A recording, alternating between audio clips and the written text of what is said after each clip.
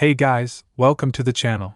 As you see in the thumbnail, what if Luffy ate Dragon of Darkness fruit and joined Hancock? Before I start, please do support for more awesome content, and subscribe my channel and like this video. Go support and follow the alenthedragon for writing that awesome fanfic, and also make sure to comment on this story. Link in the description. Luffy and Ace sprinted through the dense foliage of the jungle, heartbeats pounding in sync with their hurried footsteps. Just moments ago, they had escaped a close call with their grandfather, Monkey D. Garp, who was determined to drag them into a life in the Marines, a life they both vehemently wanted to avoid. The sound of Garp's booming voice echoed in the distance. "You two better not think you can run forever. Split up!" Ace shouted, glancing back at Luffy with a determined look. "I'll distract him." "Just keep running, got it?"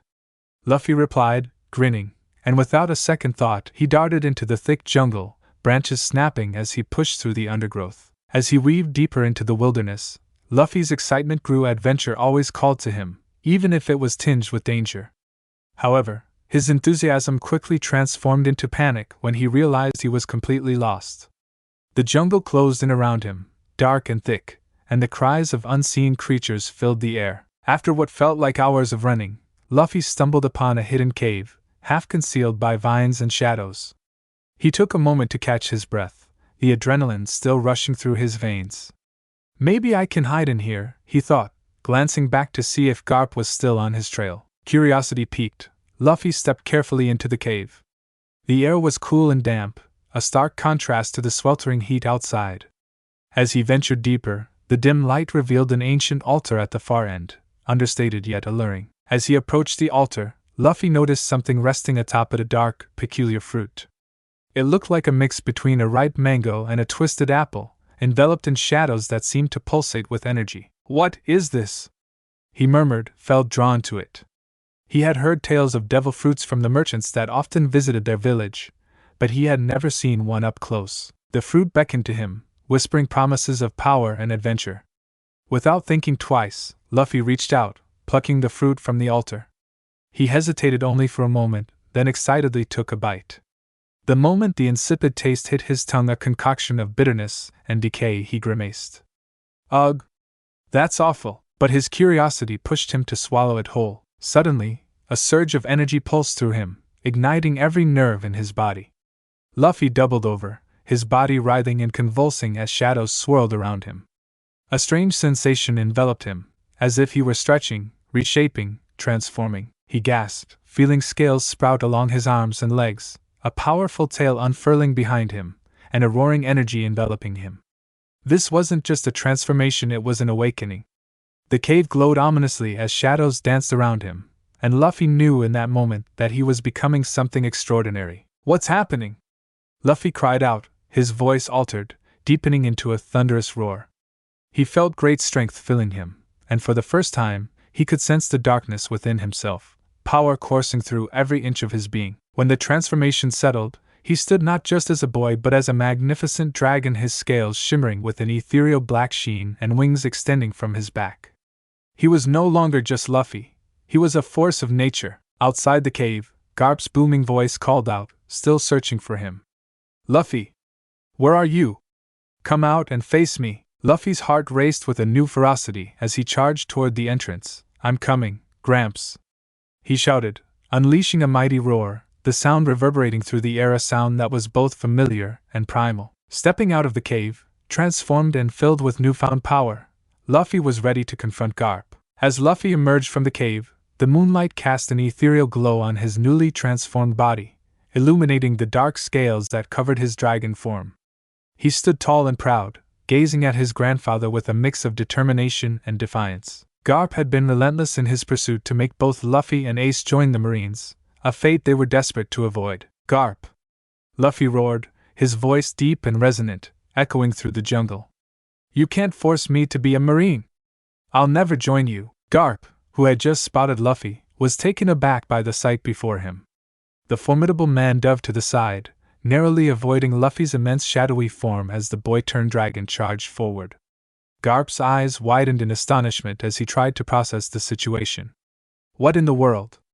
Is that Luffy?" The dragon's scales gleamed ominously as Luffy, fueled by a mix of anger and newfound power, felt a surge of bloodlust coursing through him. Clenching his claws, he instinctively sensed the potency of his dark abilities. The urge to unleash his energy was overwhelming, a part of him wanting to put an end to Garp's insistence. "Luffy, wait!" Garp shouted, surprised yet harboring a sliver of concern. "Control yourself." But Luffy was beyond reason, the shadows whispering promises of strength and dominance. With a powerful flap of his wings, he launched himself at Garp, shadowy tendrils spiraling from his form, ready to strike. Garp quickly assessed the situation, his instincts honed from years as a marine. He remembered his training, the countless battles fought against the strongest of foes. Deflecting Luffy's attack, he rolled to the side, narrowly avoiding the onslaught. "Kid, snap out of it! It's still you in there!" As Luffy landed with a thunderous crash, he noted in the back of his mind that his clothes remained the same, draping awkwardly over his new dragon form.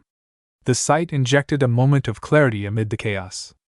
"I need to fight back," he thought. Luffy knew somewhere deep down that Garp was still family, and he didn't want to hurt him, but the darkness was calling. Garp steadied himself, facing the dragon that was once his spirited grandson. "Luffy, listen to me. This power, this darkness, don't let it consume you." The words broke through the haze, and for a fleeting moment, Luffy hesitated. Memories of their training together, the laughter they shared, and the unwavering support Garp had shown them swirled within him. He took a deep breath, trying to wrestle control back from the overwhelming desire to unleash destruction. With a roar that echoed both power and confusion, Luffy unleashed a wave of shadows that crashed against the ground, sending debris flying everywhere. The cave trembled, and the trees around them bent under the force of his unleashed energy. "I won't join you," he bellowed, trying to reclaim his identity. "You're stronger than this, Luffy," Garp shouted back, adjusting his stance, prepared for the aftermath of this unexpected battle. "Don't let it win." Just as Luffy prepared to dive at him once more, he felt a strange sensation wash over him, a conflict between the light of his own spirit and the consuming darkness of the devil fruit. Images of Ace flashed through his mind, and he knew he didn't want to drag his brother into this. "I have to control it. I have to fight it." Garp stepped forward, stalwart and unwavering, meeting Luffy's gaze. "I know you can break free. Remember why you're fighting. You wanted to be the king of the pirates, not a puppet for the Marines." A flicker of recognition sparked within Luffy's mind, the memories crashing over him as ferocious but enlightening waves. Garp's words resonated deeper than the darkness. In that moment, Luffy felt the shadows recede just slightly, allowing a flicker of himself to shine through. "I won't be your puppet," Luffy declared, a hint of his familiar exuberance bleeding through the mighty roar. "I'll defend my freedom with my own powers." Harnessing that renewed determination, Luffy felt the darkness subside momentarily as he shifted into a state where he could control it. He launched into the air again, not to attack but to allow himself to soar, embracing the power as a part of him, not as an enemy. "I won't let you change my dream, Garp," Luffy called, hovering above his grandfather. "I'll be who I want to be." Garp watched in awe as Luffy embraced the chaotic energy around him. Just as Luffy descended, regaining a semblance of control, Ace burst onto the scene, panting heavily, eyes wide with alarm. "What the hell is going on?" he shouted, his voice breaking through the tension. When he spotted the massive dragon before him, a wave of panic washed over him. "Luffy? Is that you?" In response, Luffy turned his massive head toward Ace, a mixture of relief and urgency brimming in his dragon eyes. "Ace, I found a devil fruit in a cave, and now I transformed. Look at me!" he exclaimed, trying to convey the chaotic mixture of emotions. Ace's eyes darted between Garp and the dragon, then back at Luffy, who was struggling to retain his humanity. "What did you do, Luffy? You can't just eat any fruit. What if it's dangerous?" Before Luffy could respond, Garp interjected, his booming voice riling up the atmosphere. "First of all, you call me a crazy old man again, and I'll knock you into next week, Ace." Garp pointed at his grandson, a finger trembling with the weight of his jovial fury. "And Luffy, you almost turned me into a pancake just now.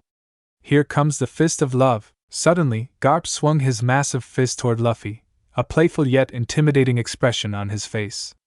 In a flash of instinct, Ace leaped onto Luffy's back, shouting, "Fly, Luffy! Get us out of here!" Luffy barely had time to react, but with Ace's shout ringing in his ears, he unfurled his wings and took to the skies. The freedom of flight surged through him, and with one powerful flap, he soared into the air. Not ready to back down from his playful confrontation, Garp watched as they ascended. "You two better come back here. I'm not done with you."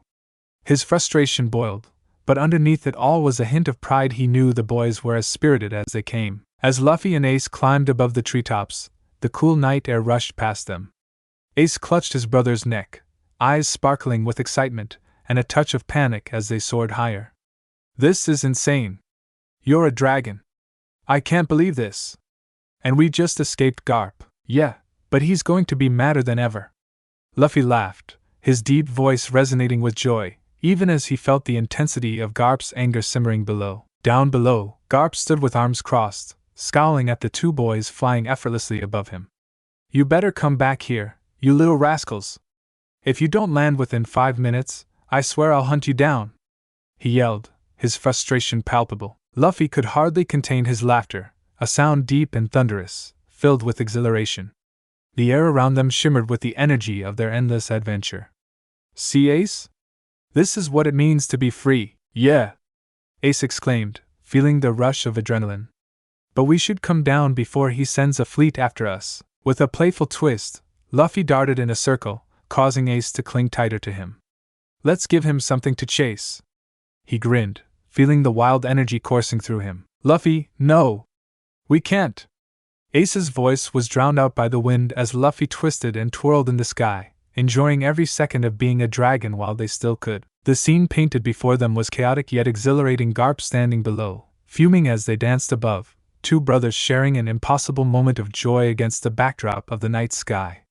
In that moment, Luffy felt more alive than ever, the darkness within him giving way to the thrill of adventure and the bond with his brother. As the sky enveloped them, the roar of laughter mixed with Garp's furious shouts echoed through the jungle, marking the beginning of a wild escapade that would forever bond the brothers in a new journey of discovery, danger, and the unbreakable ties forged through their shared dreams. A year had passed since Luffy had discovered the dark power of the Shadow Serpent fruit, and during that time, he had learned to harness it with growing skill. Although it was a constant challenge to balance his newfound dragon abilities with his spirited personality, he often found himself soaring through the skies with Ace, reveling in the thrill of adventure and freedom. One sunny afternoon, Luffy and Ace decided to visit Makino's bar, a familiar gathering place that appealed to the local townsfolk and the occasional wanderers who visited their quaint island.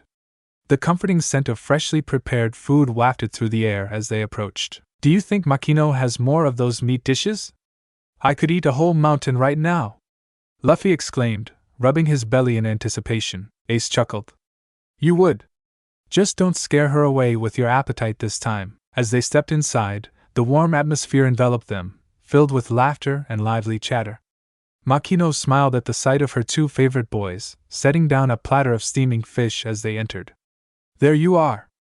I was starting to think you forgot about me. Come have a seat." They slid into their usual spots at the bar, excited to dig into Makino's delicious food.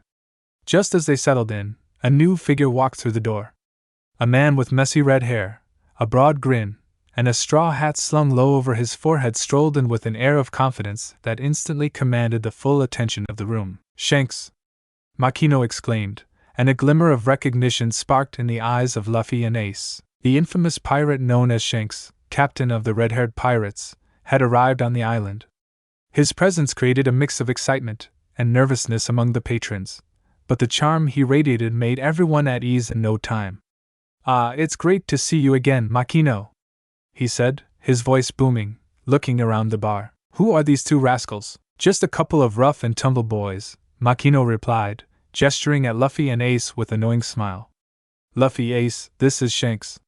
He's a famous pirate, one you should be careful of." Luffy's eyes widened with eagerness. "You're a real pirate?" Shanks laughed, his eyes twinkling with amusement. "That's right, kid. The real deal. And you look like you've been causing trouble of your own." Ace smirked, elbowing Luffy. "You have no idea." Luffy couldn't contain his excitement, and jumped from his seat. "Can you teach me how to be a pirate?" he blurted out, eyes sparkling with admiration. His heart raced at the thought of adventure, freedom, and living life on the high seas. Shanks crouched down to Luffy's level, his gaze serious but filled with warmth.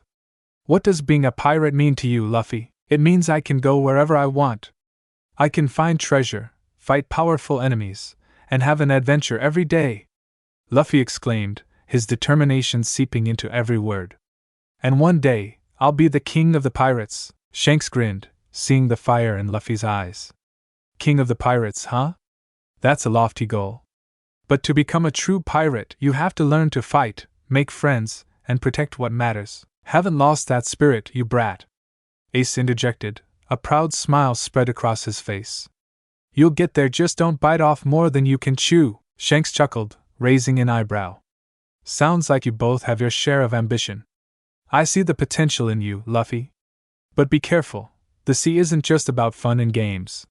There are real dangers lurking out there." Luffy nodded eagerly, his eyes glowing, envisioning the horizon brimming with endless possibilities. "I can take on any danger.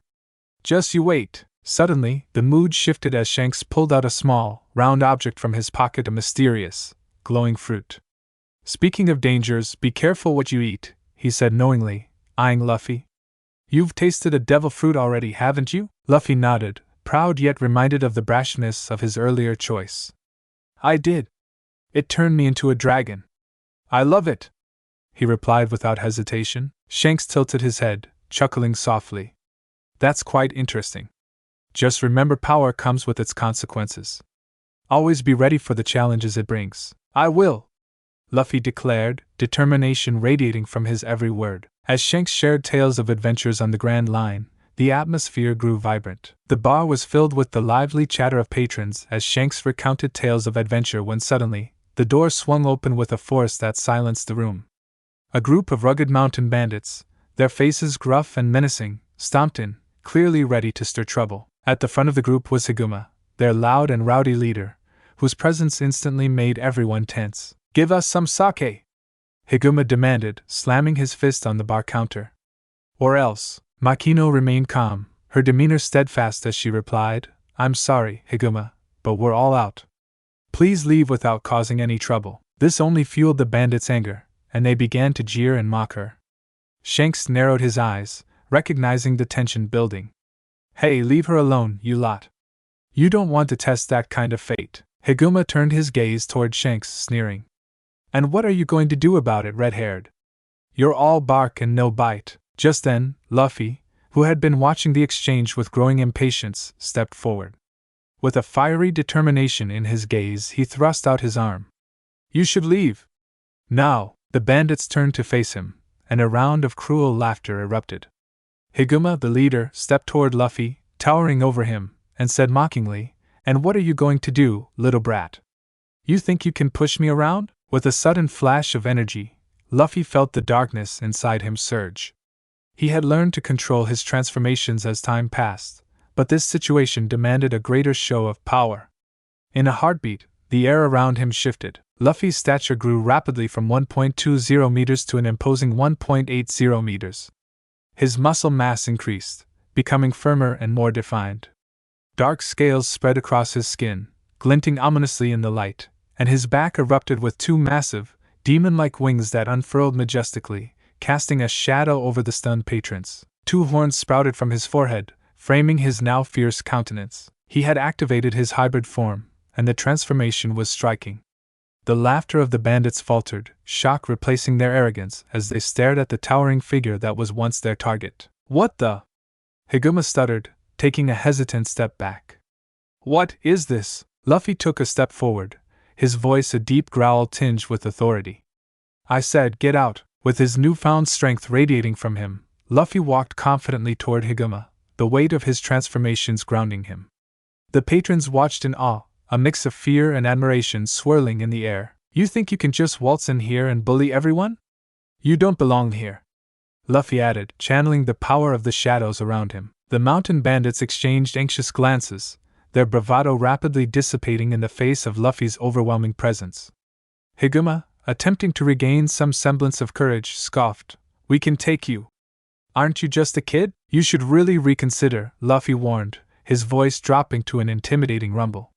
"This is your last chance. Attack him!" Higuma ordered the bandits, desperation creeping into his voice. "Don't let some brat intimidate you." But as the bandits hesitated, Luffy spread his wings wide, casting an imposing shadow over them. You're making a huge mistake.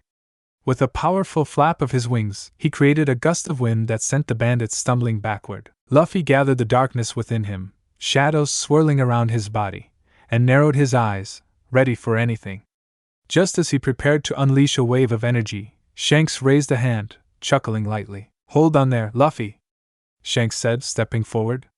A calm authority radiated from him, and he addressed Higuma directly. You heard the kid.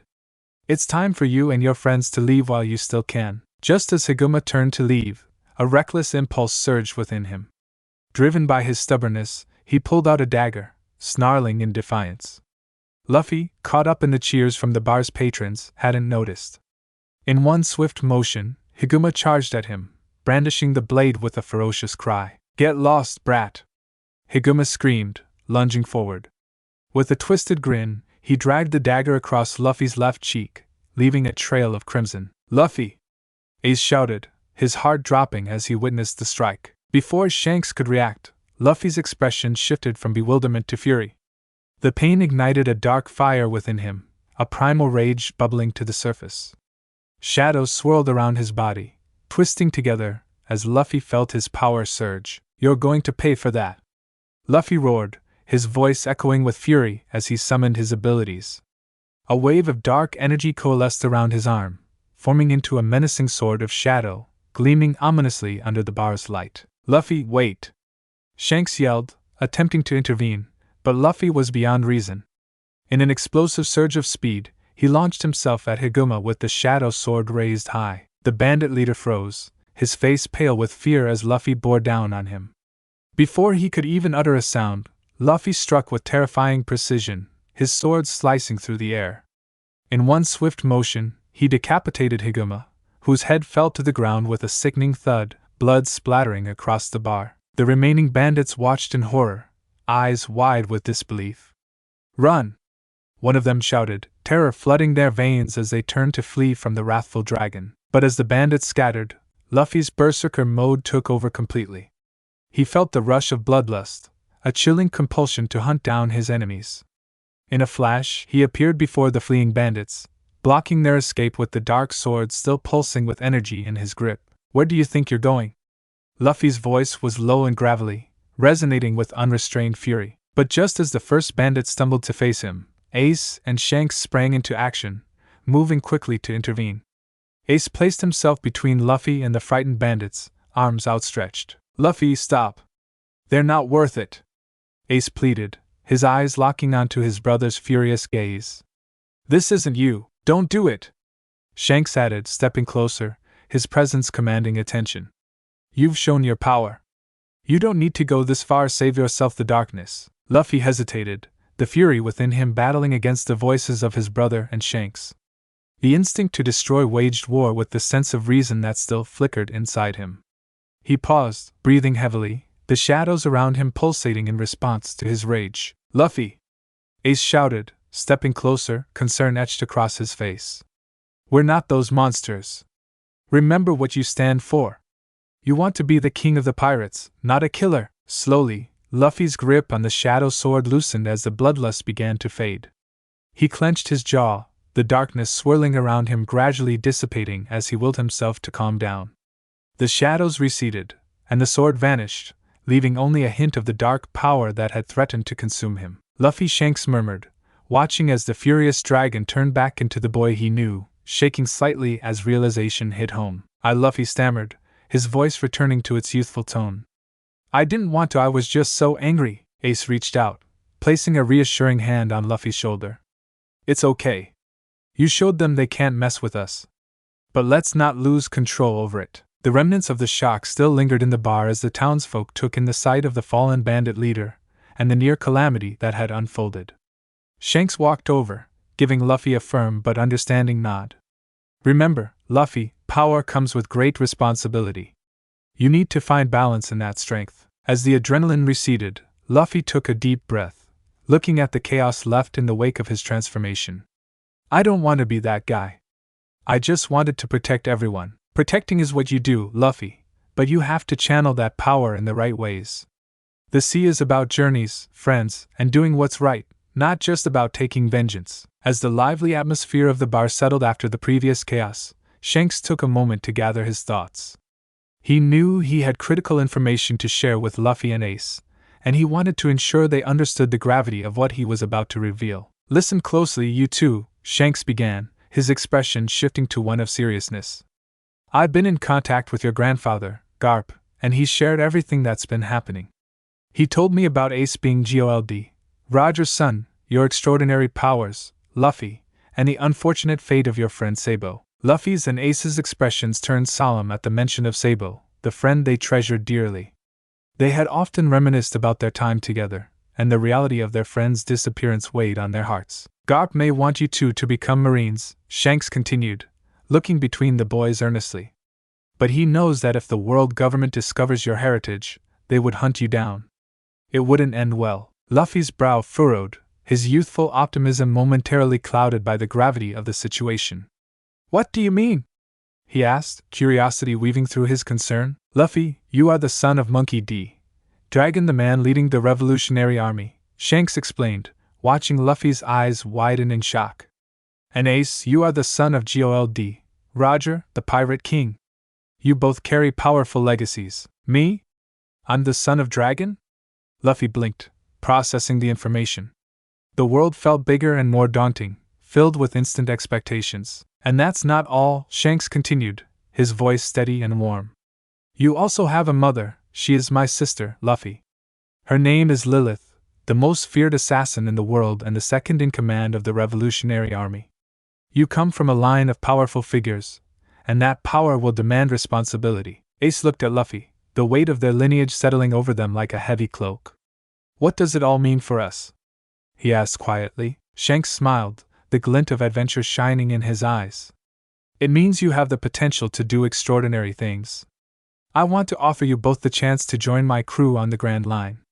We'll train together, and by the time you're 17, you'll be ready to set out on your own journeys. Luffy's face broke into an infectious grin, excitement bubbling within him. Let's do it! I want to be a pirate, Ace nodded enthusiastically. Yeah. We'll show everyone what we can do. With their hearts set on the path ahead, Luffy and Ace accepted Shanks' offer without hesitation. The possibilities stretched out before them like the vast sea, and the thrill of new adventures ignited their spirits. Just then, Ben Beckman strolled over, a knowing smirk on his face as he approached the boys. All right, you two future legends, it's time to earn your keep. Welcome aboard. Before they realized it, he handed each of them a mop. You're now cabin boys and need to swab the deck. Get to it. Luffy and Ace exchanged incredulous looks, the excitement of their new adventure immediately tempered by the sudden reality of deck duty. Wait, what? Luffy exclaimed, confusion turning to outrage. We're pirates now.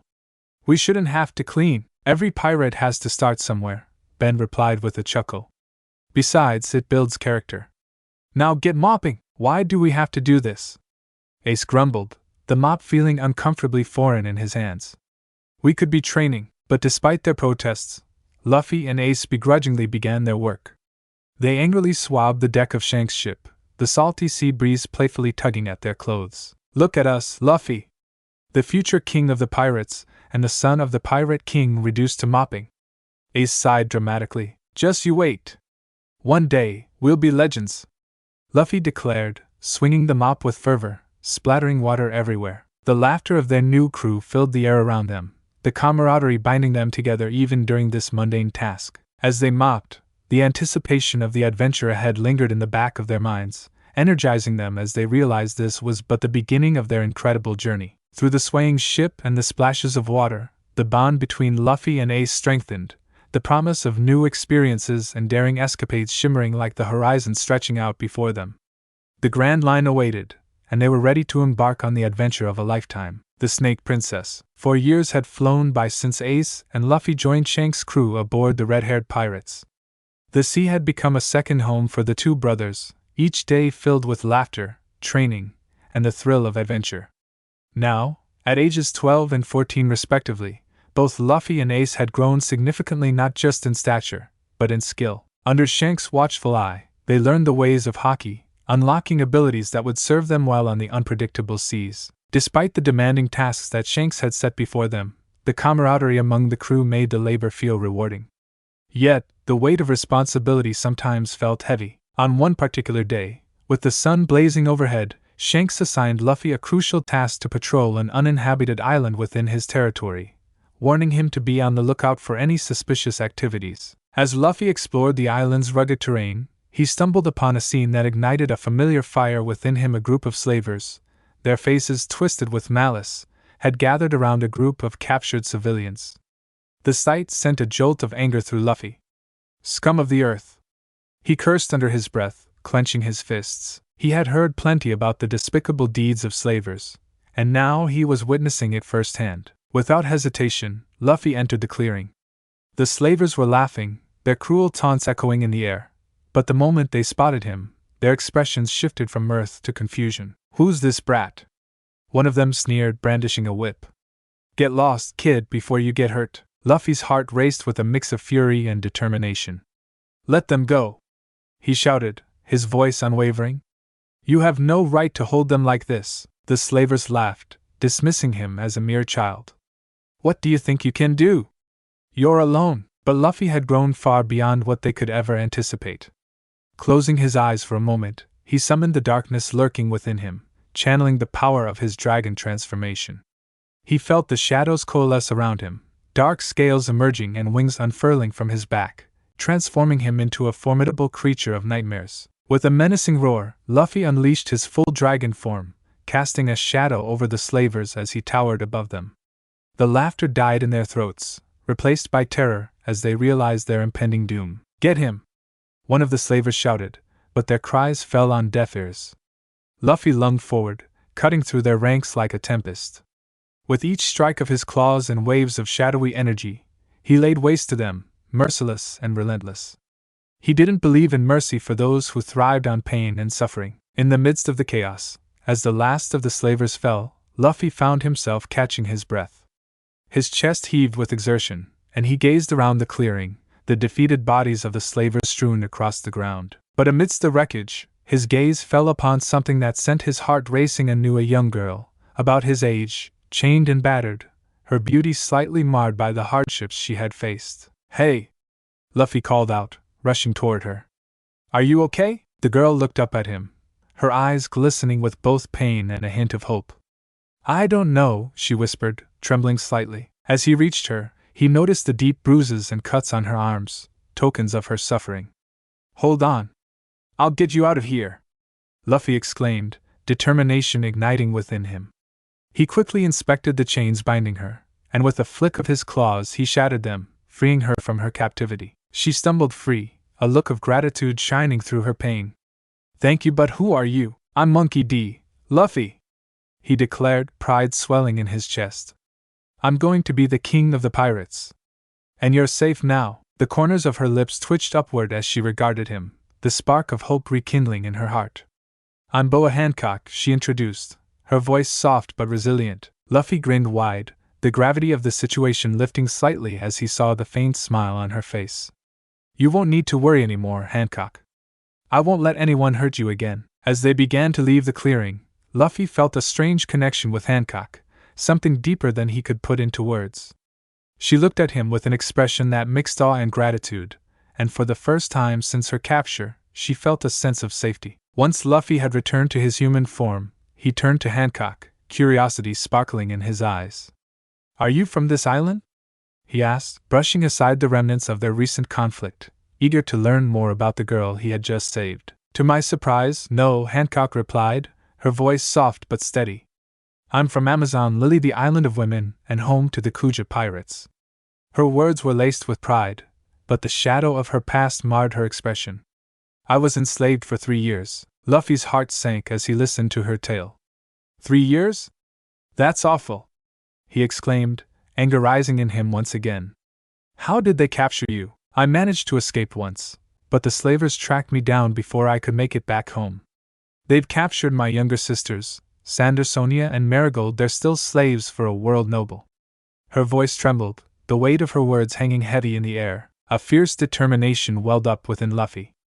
"I promise you, Hancock, I'll get them back. We'll rescue your sisters together." His voice was full of conviction, the promise of adventure igniting the fire in his heart. Hancock's eyes widened, a mix of surprise and hope reflected in her gaze. You really mean it? She asked, the tremor in her voice replaced by a hint of longing. Of course. I don't back down from a challenge. Luffy grinned widely, his enthusiasm infectious. As Hancock processed his words, Luffy reached out and took her hand, reassuringly. The warmth of his grip brought an unexpected flutter to her heart, and she felt a blush creep across her cheeks. Thank you, Luffy, she managed, her voice barely above a whisper, the bond between them starting to bloom. But as Luffy gazed into her eyes, he noticed something, a collar around her neck crafted from a dull, grayish metal. Its surface glimmered ominously in the sunlight, and Luffy's brow furrowed in confusion and concern. What's this? He asked, lightly brushing his fingers against the collar. Hancock's expression shifted, the joy dimming as she hesitated to answer. It's made of seastone, she confessed, her voice tinged with sadness. It prevents me from using my devil fruit abilities. They thought it would make me more obedient. Luffy's heart hardened at her words. I won't let this collar hold you back, Hancock. We'll find a way to break it. He squeezed her hand tighter, determination surging through him. Tears glimmered in Hancock's eyes, moved by Luffy's fierce resolve and the warmth of his support. You're different, she said softly, a smile breaking through her pain. You actually care. Of course I do. You're my friend now, Luffy declared, his carefree spirit shining through. Friends help each other, right? And I'll prove it when we get your sisters back. In that moment, a bond began to form between them, a connection built on shared struggles and an unwavering resolve to protect one another. Hancock felt strength blooming within her, bolstered by Luffy's conviction and sincerity.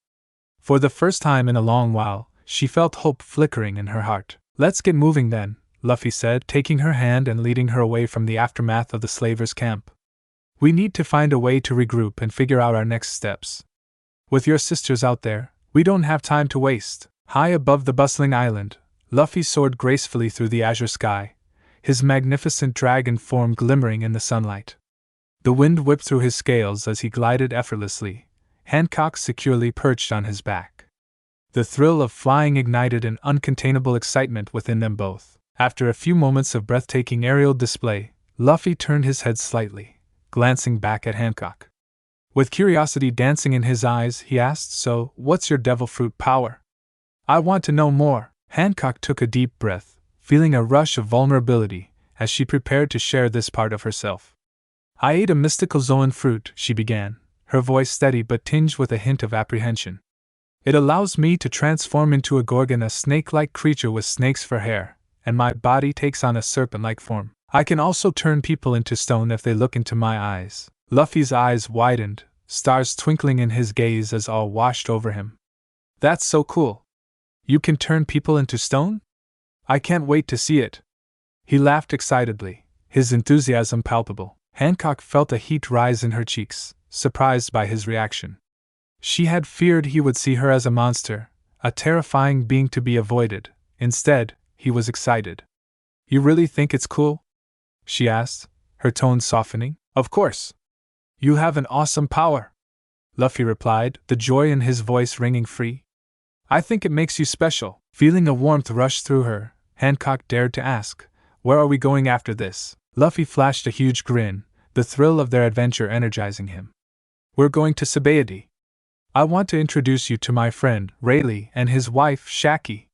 They'll know how to get that collar off you and help get us some food. Hancock's breath caught in her throat, a mixture of anxiety and awe bubbling within her. Rayleigh? The vice captain of the Roger Pirates? You mean we're really going to see him? And Shaki, the former empress of Amazon Lily? Yep. Isn't that awesome? Luffy cheered, his excitement infectious as they soared higher. Hancock couldn't help but smile at his excitement, yet the weight of her situation lingered in her mind. I can't believe I'm going to meet such legendary figures. I've always looked up to them from afar. Don't worry. They're really cool. You'll love them, Luffy assured her, his confidence unwavering. And they'll help with whatever you need. Hancock felt a flicker of hope kindling within her heart. For the first time in a long while, she felt as though things could change for the better.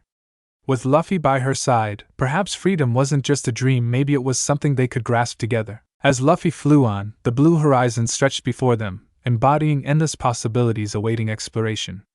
The sun sank lower in the sky, casting an array of colors across the waves, as the island of Sabeti drew nearer, a bastion of adventure and a pivotal step in their quest for freedom. "I don't want to be scared anymore," she declared softly, her voice filled with conviction. "I want to be strong like you." Luffy absorbed her words, glancing back with a wide smile. "Then you will be. We'll help each other, right? Friends stick together." Hancock smiled brilliantly, touched by his unwavering belief in her strength. "Yes, friends." With each powerful flap of his wings, they sailed through the clouds, embodiment of a newfound partnership determined to thrive against any odds. Together, they would face whatever challenges awaited them on the grand horizon, two souls intertwined, ready to forge an unforgettable journey filled with friendship, love, and the promise of freedom. As Luffy and Hancock approached Sabeti, the bustling sounds of the vibrant city filled the air, a stark contrast to the serene isolation of the island they had just left behind. Luffy skillfully navigated through the skies in his dragon form until they reached a suitable spot outside the city's outskirts. "All right, time to land," Luffy declared, his excitement evident as they descended. Just above the ground, he reverted back to his human form, a rush of energy flowing through him. It was essential that his dragon form remained a secret, an ace up his sleeve that he couldn't let the world government discover. Once on solid ground, Hancock descended from Luffy's back. "So, this is Sabeti?" she asked, taking in the bustling atmosphere, her anxiety mingled with anticipation. "Yep. It's super busy and full of pirates and merchants. Come on, let's go," Luffy said, leading the way toward Shaki's bar, a renowned establishment where he hoped to get assistance for Hancock. As they stepped through the door, the familiar scent of food and lively chatter enveloped them. Luffy spotted Shaki polishing the bar, her warm smile instantly making him feel at home. "Shaki!" he called out, waving enthusiastically. "Luffy! What brings you here?" she asked, her expression shifting to one of delight as she recognized Hancock beside him. "This is Hancock, and we need your help. She has a seastone collar, and I want to remove it," Luffy explained quickly, urgency filling his voice. Hancock, feeling a rush of respect and admiration for the former empress, instinctively bowed her head in greeting.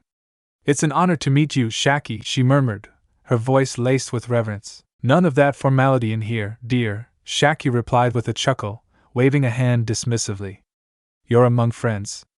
Come, have a seat." Once seated at the bar, Shaki brought over an array of delicious dishes for Luffy and Hancock, the aromas tantalizing their senses as they dug in. Luffy wasted no time, promptly chomping down on the food with a look of pure bliss. Hancock observed, bemused by his insatiable appetite. Just then, the door swung open, and in stepped the legendary Dark Knight, Silver's Rayleigh, his presence commanding instant attention. The former vice-captain of the Roger Pirates walked in with a relaxed demeanor but an air of authority. He spotted Luffy and Hancock, striding over with a knowing smile. "Luffy! It seems the next generation is not so far behind," he remarked, a twinkle in his eye. "And you must be Boa Hancock." "A pleasure." Hancock straightened, feeling both nervous and honored in the presence of such an esteemed figure. "Thank you, Rayleigh. I've heard many stories about you." Rayleigh nodded, his gaze shifting to Hancock's collar. "I hear you have a little problem we need to sort out." "Yes," Hancock replied, her voice steadying.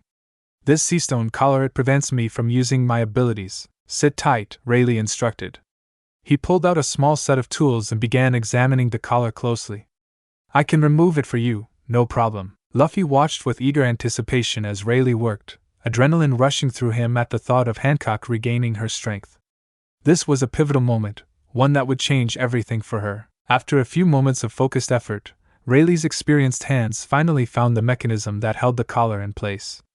With a swift motion, he released it, removing the oppressive weight from Hancock's neck. The collar clattered onto the table, and Hancock instinctively rubbed her neck, freedom washing over her in waves. "I can't believe it!" she gasped, the relief palpable in her voice. "Thank you, Rayleigh. Now you should be able to use your powers without any hindrances," he assured her, a smile spreading across his face. "But remember, with great power comes responsibility." Luffy bounced in his seat, his excitement bubbling over. "So now you can be the Gorgon you were meant to be." Wall adorned with pirate flags seemed to cheer along with him, as Hancock beamed with newfound confidence.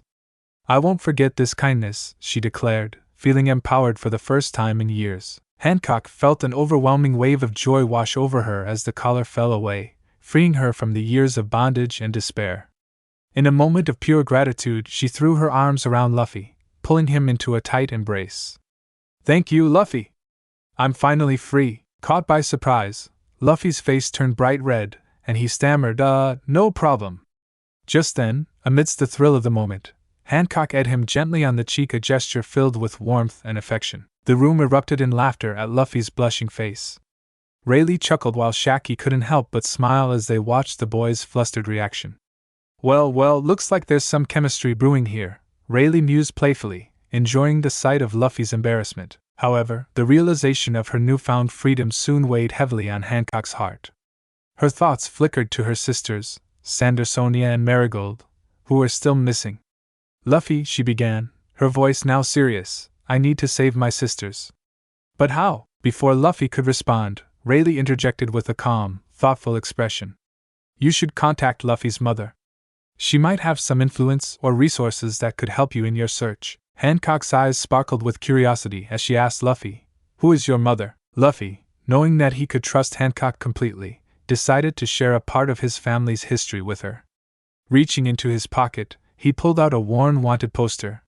He showed it to Hancock, and her expression immediately shifted as she read the bold letters. She-devil, red-haired Lilith, wanted, dead or alive, 5,500,000,000 belly. Hancock's mouth fell open in shock. "Your mother is Lilith? The most feared woman in the world?" she gasped, recognizing the name that had long haunted her dreams and those of many others. Luffy nodded, still radiating pride. "Yeah. And my dad is Monkey D. Dragon, the leader of the Revolutionary Army. My uncle is Shanks, one of the Yonko. And my grandfather is Monkey D. Garp, the Marine Vice Admiral." The weight of Luffy's revelation stunned Hancock into silence. She felt as if the ground beneath her was shifting. "So you're the son of not just one, but multiple legendary figures?" she whispered, her mind racing. "The She-Devil, the revolutionary leader, a Yonko, and a vice admiral? Yep. Pretty wild, huh?" Luffy laughed, his earlier embarrassment fading away in light of his excitement about the adventure ahead. But as he observed Hancock's stunned expression, he could see the deeper implications of his lineage weighing on her. "Luffy," Hancock said slowly, trying to wrap her mind around everything. "If your mother is truly the She-Devil, then you must surely have ties to power that could aid me in rescuing my sisters. But there's a lot at stake. They'll be after you too." "I don't care. We'll save them together," Luffy exclaimed, his determination evident in his eyes. "They don't stand a chance against us," Rayleigh interjected. "Luffy is right. With the power you both possess, the connections you have, and this bond you've already formed." He paused, looking between them with a knowing smile.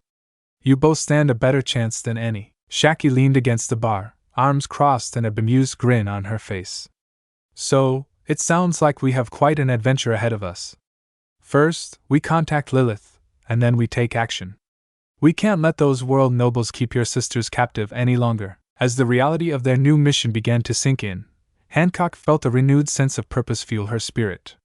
With Luffy at her side and allies like Rayleigh and Shaggy backing them, she knew they would do everything in their power to liberate her sisters from the clutches of tyranny. "Let's do this," Luffy declared, resolute. "We'll get your sisters back, and we'll face any danger that comes our way." With a renewed sense of purpose igniting within him, Luffy turned to Hancock, curiosity sparkling in his eyes. "Hey, can you show me your devil fruit power before we head back to Shanks' ship? I want to see you in your full Gorgon form." Hancock hesitated for a moment, nervousness creeping into her heart.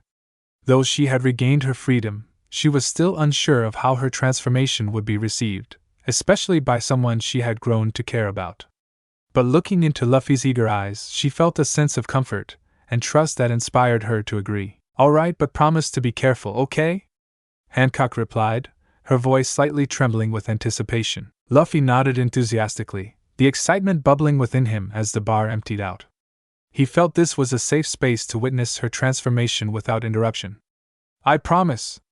Just show me how amazing you are." Taking a deep breath to center herself, Hancock closed her eyes for a moment. She concentrated, summoning the power of the mystical Zoan fruit that had transformed her life. As the energy surged within her, she began to shift. The transformation was both awe-inspiring and mesmerizing. Her long black hair began to writhe and twist, slowly morphing into slithering snakes that danced around her head. Luffy watched, captivated, as her skin changed, shimmering and growing scales that caught the dim light of the bar. Hancock's body elongated, her height increasing from 1.5 meters to an impressive 2.7 meters.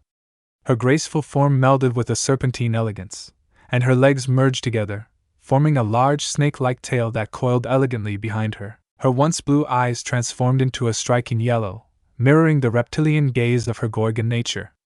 It was a transformation that was both beautiful and intimidating, and Luffy couldn't help but feel an overwhelming sense of awe. "Wow! You look incredible!" Luffy exclaimed, his admiration palpable in his voice. "You're like a real-life mythical creature." Hancock couldn't help but feel a sense of pride swell within her at Luffy's excited reaction. "This is my true form," she said, her voice resonating with power, now layered with a subtle hiss. "As a Gorgon, I can turn anyone into stone if they meet my gaze." Luffy stepped closer, eyes wide with wonder. "Can you show me how it works? I mean, not on me, but maybe on something else?" "Alright, but let's make sure it's something harmless," Hancock responded, her heart racing with the thrill of revealing her true abilities. She spotted an empty wooden barrel in the corner of the bar and nodded toward it. "Perfect. Just watch." Raising her eyes to the barrel, Hancock focused her energy and summoned her ability. In a blink, she locked her yellow gaze onto the wooden surface. Luffy gasped in astonishment as the barrel began to shimmer light before turning to stone, solidifying before their eyes. "That's so cool!" he shouted, laughter escaping him as he glanced back at Hancock, who looked regal and powerful in her Gorgon form. Feeling emboldened, Hancock let out a triumphant hiss, a completely different side of her on display. "This is what I am capable of when I embrace who I am." When the barrel was frozen solid in stone, she turned her gaze back to Luffy, her curiosity piquing. "What do you think? Do I still seem like a monster?" "No way," Luffy replied immediately, shaking his head in disbelief. "You're amazing. I think it's so cool. You have such awesome powers, and you're still you." Feeling a warmth spread in her chest from Luffy's acceptance, Hancock allowed herself to meet his eyes, a gentle smile gracing her features. Beneath her incredible form, she felt a connection with Luffy, growing a bond that began as an alliance to rescue her sisters, but now felt like something deeper. As she transformed back into her human form, returning to her original height, Luffy found himself smiling brightly at her. The way her eyes sparkled with confidence resonated with him. His feelings for her began to blossom into something more profound, a small crush forming without him realizing it. "Let's head to Shanks' ship," Luffy said, a bounce in his step. "I can't wait to introduce you to everyone." With a renewed sense of purpose, Hancock took Luffy's hand, feeling more empowered than she had in years. Together, they would not only save her sisters but strengthen the bond they were nurturing, a bond of courage, support, and adventure that stretched far beyond simple friendship. As Luffy soared through the sky, his massive wings flapping gracefully, Hancock held on tightly, the wind whipping through her hair. She marveled at the view below, the sparkling ocean stretching far and wide beneath them. It felt exhilarating and freeing, the adrenaline surging as they flew toward Shanks' ship. Curiosity bubbled within Hancock as she nestled comfortably on Luffy's back.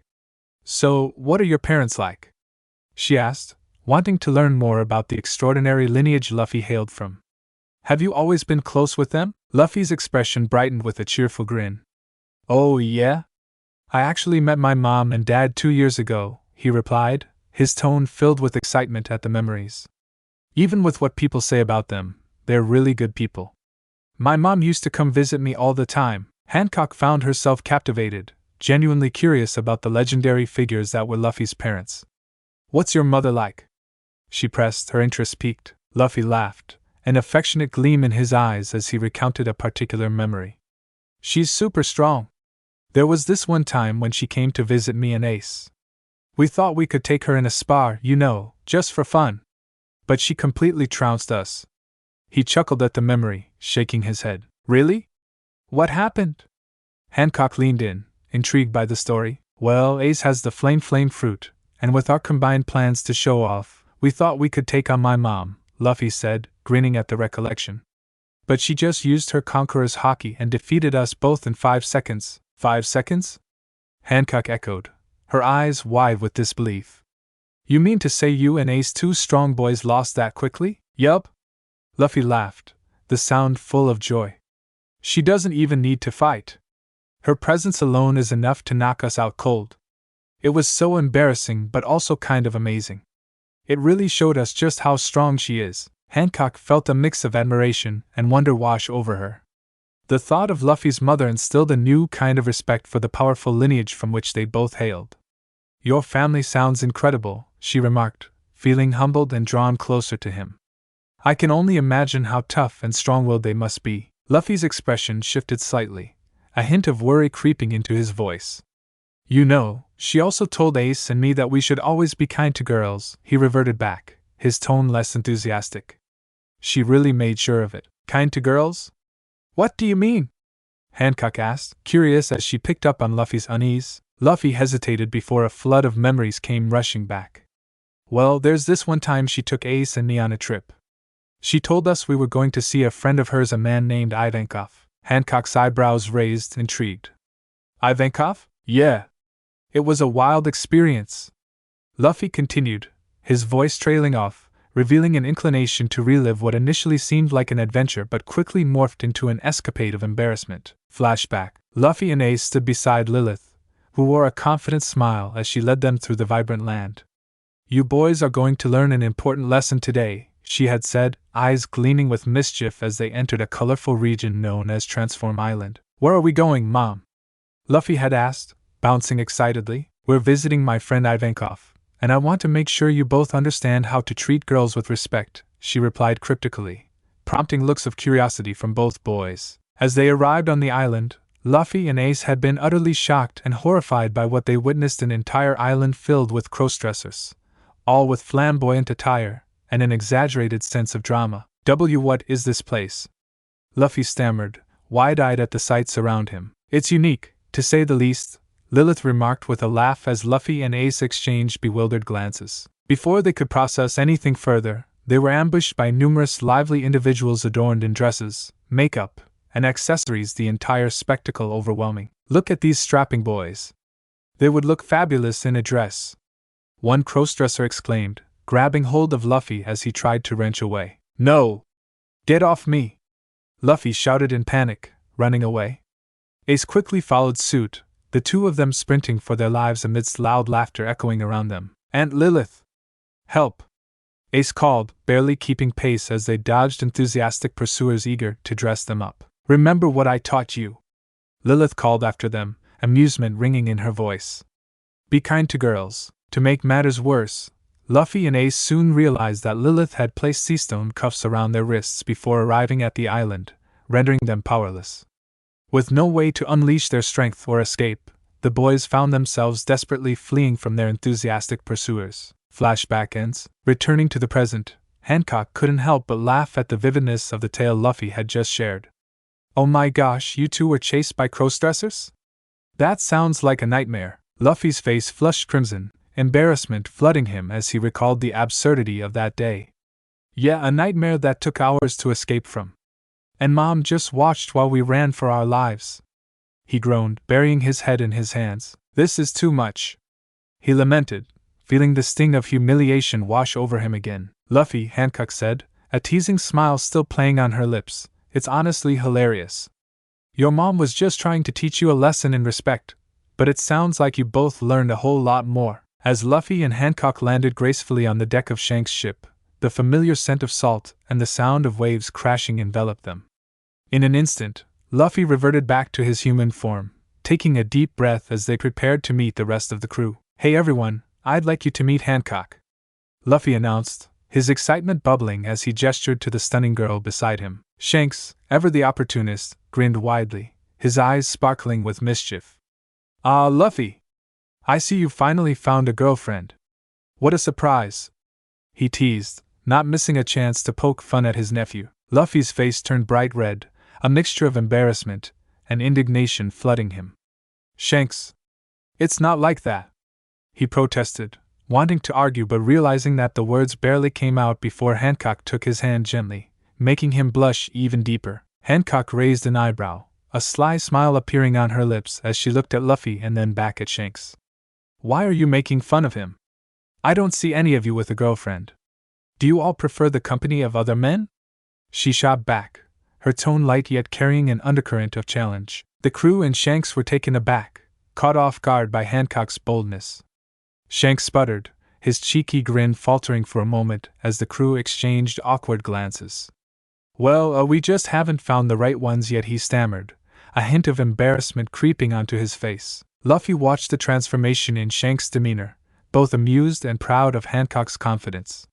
She could hold her own, that was for sure. With a flourish, Shanks finally approached Hancock, introducing himself with an air of light-heartedness. I'm Shanks, captain of the red-haired pirates, and this is my crew, the Red Force.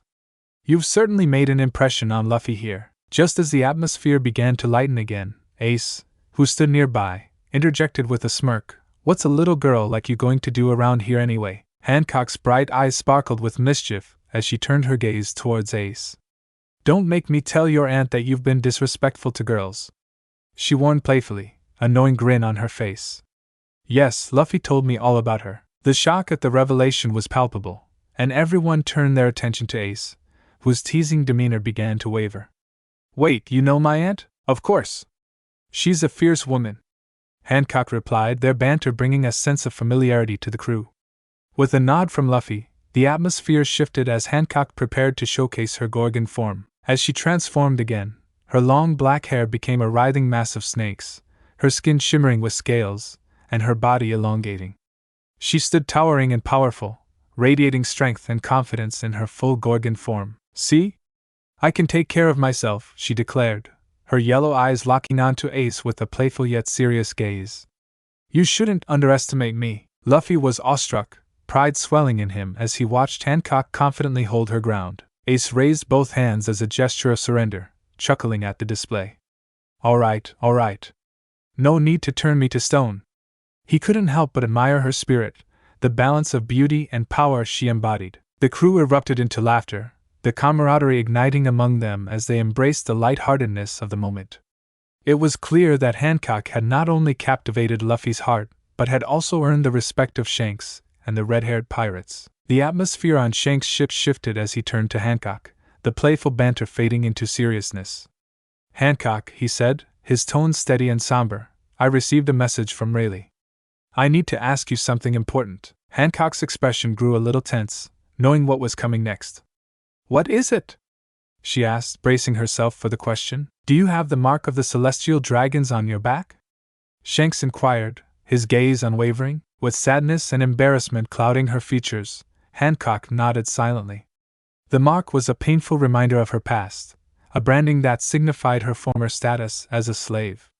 It brought back memories she wished to forget but could never fully escape. Luffy, sensing the heaviness of the moment, quickly spoke up, his voice full of conviction. "Hancock, it's no problem. We'll deal with it."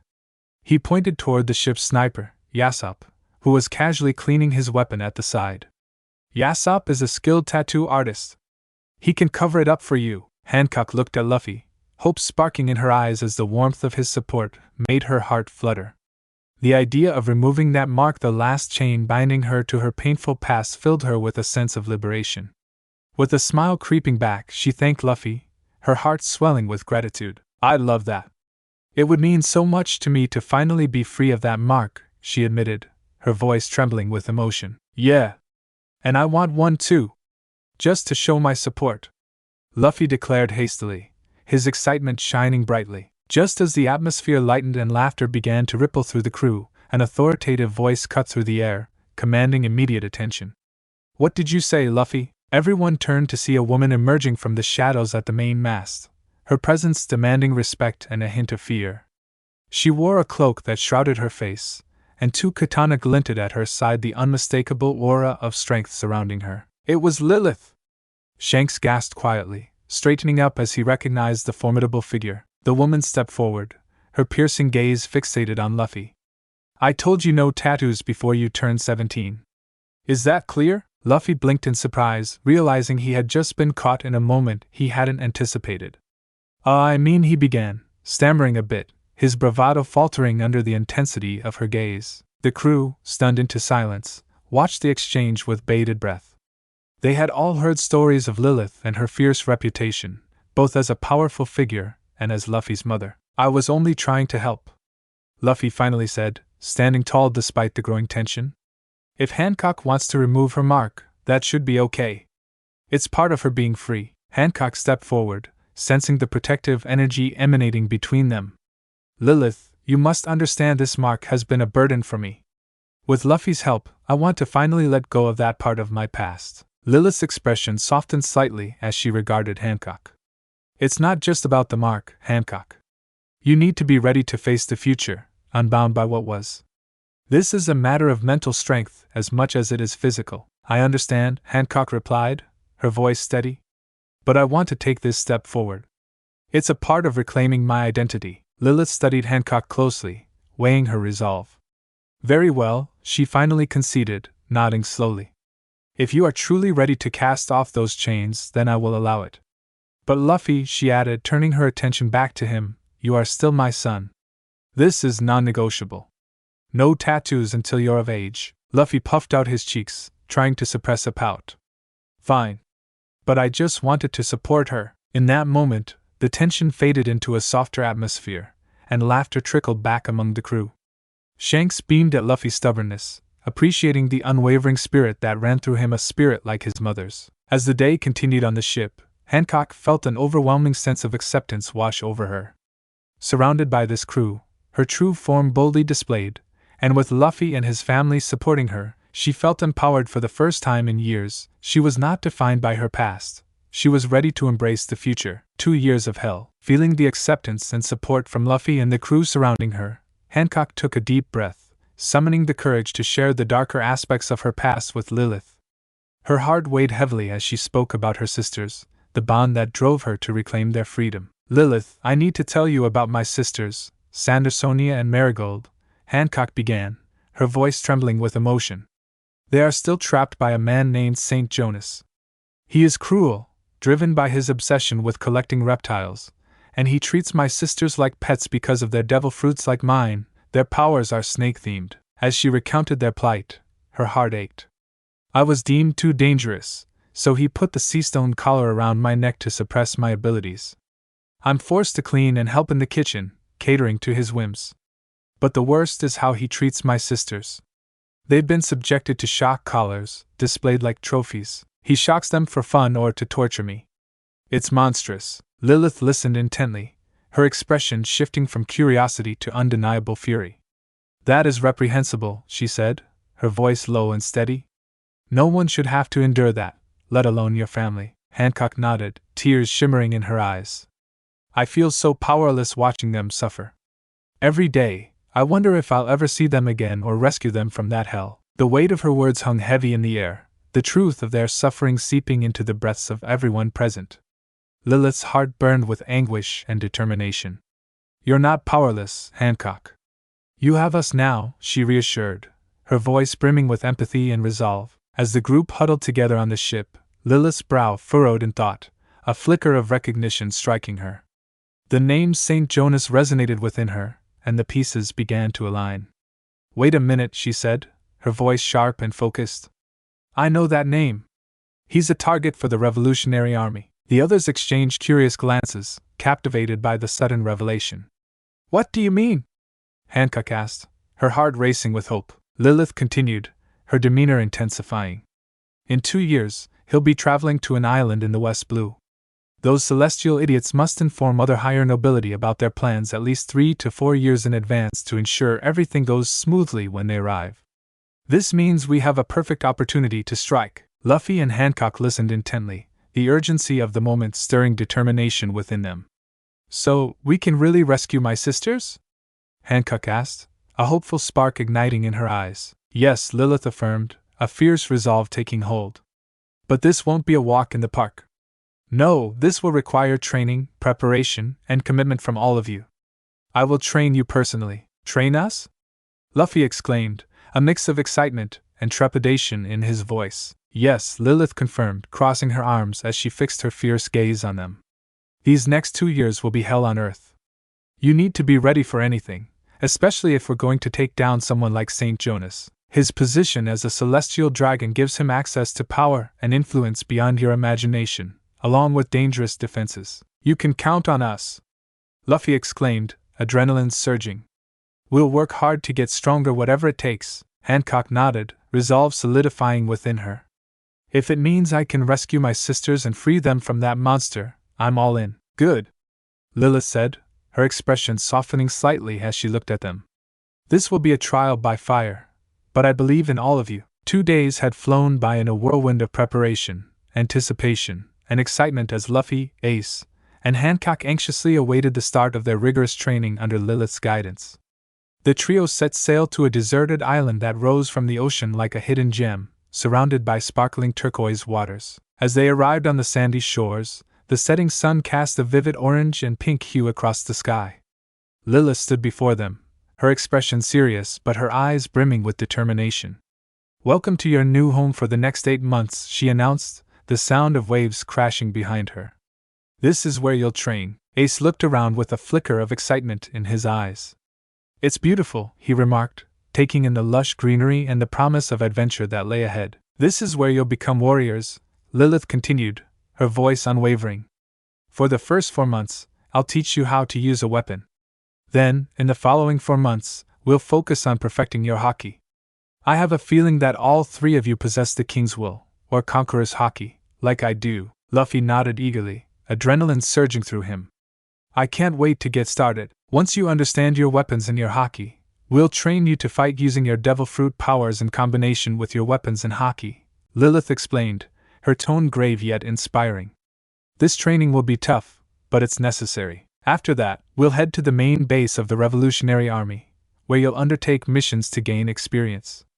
Do I make myself clear? Yes. They all chorused, determination etched into their expressions. Good, Lilith said, a smirk breaking her serious demeanor. But first, I have something for you all. She reached into a satchel at her side, pulling out a beautiful cutlass with intricate engravings. Ace, this is for you. It was your father's sword, a cutlass named after you. She handed it to him, the weight of the weapon feeling right in his hands. Ace's eyes lit up as he held the sword, admiration filling him. Thank you, Lilith. I'll honor it. Next, Lilith turned to Luffy. Luffy, take this. This katana was mine once. Its name is Shadow Slicer, she said, presenting him with a finely crafted black steel blade. Its surface gleamed in the fading sunlight. It's named due to its unique design, perfect for someone with your daring spirit. Luffy's excitement bubbled over as he accepted the katana, giving it an experimental swing. This is awesome. I'll master this sword. Finally, Lilith looked at Hancock, producing a striking bow adorned with intricate designs. And for you, Hancock, take this bow. It's fitting, considering your background from Amazon Lily. I think you'll be quite familiar with its use. Hancock's heart swelled as she accepted the bow, admiring its craftsmanship. Thank you, Lilith. I will make good use of it, she promised, a determined gleam in her eyes. Now that you each have your weapons, understand this is only the beginning. Lilith's demeanor shifted back to serious. Your training will be unrelenting. You will often find yourself pushed beyond your limits, and there will be times when you'll feel like giving up. But remember, every obstacle is a chance to grow stronger. The trio nodded, the weight of her words settling upon them as anticipation and determination intertwined in their hearts. Get ready, Lilith continued, pointing towards the vast expanse of the forest. Tomorrow, we begin your training and test your skills. For today, familiarize yourselves with your weapons and enjoy this beautiful island. Rest well, you'll need it. With a mix of excitement and nerves, Luffy, Ace, and Hancock spent the evening exploring their new surroundings, laughter echoing through the trees. They were ready to embrace the challenges ahead, their journey into the depths of training and discovery just beginning. The 2 years had flown by, filled with rigorous training, camaraderie, and personal growth. Luffy, Ace, and Hancock pushed each other to their limits under Lilith's stern yet nurturing guidance. They mastered their weapons, learned to harness their haki, and discovered the depths of their powers. As time passed, it became evident that all 3 possessed Conqueror's haki, a rare and formidable ability that set them apart. In the midst of their training, it was Hancock who first unlocked her Conqueror's haki, a radiant aura bursting forth as she stood tall, empowered by her strength and the bond she had formed with her companions. Ace followed shortly after, feeling the rush of his own latent power, while Luffy, with his indomitable spirit, was the last to do so. Their joy and excitement at achieving this milestone brought them closer together as a team. During their training sessions, Lilith revealed her own abilities, proudly declaring that she had eaten the storm fruit, making her a storm woman capable of summoning tempestuous winds and fierce storms. She didn't go easy on them, her training rigorous enough to prepare them for the brutal realities of the world outside. As the 2 years progressed, Luffy found himself developing a closer bond with Hancock. While Ace began to see her as a younger sister figure, Luffy's feelings for her evolved into something deeper, a realization that blossomed quietly yet significantly in his heart. The night before their mission to rescue Hancock's sisters, a sense of anticipation hung in the air. The training had prepared them well, and now, as Luffy stared up at the stars, he felt an urgency rising within him. He needed to speak to Hancock about something that had been weighing on his mind. "Hancock, I have a question to ask you," Luffy started, his heart racing. As he took a breath, he continued, "I know you're eager to save your sisters, but I don't want you to leave when we free them. Since Ace will start his own journey soon, I can't handle losing you both." He hesitated, gathering his courage. "What I mean to say is, will you stay with me and be my vice captain when I start my journey?" Hancock stood frozen, surprise flashing across her face. She had not anticipated this bombshell from Luffy. Instead of answering immediately, she took a step closer, her heart racing in response to the earnestness in his eyes. Then, without warning, she leaned in and ate him passionately on the lips. Though was filled with emotions that had been building between them for years.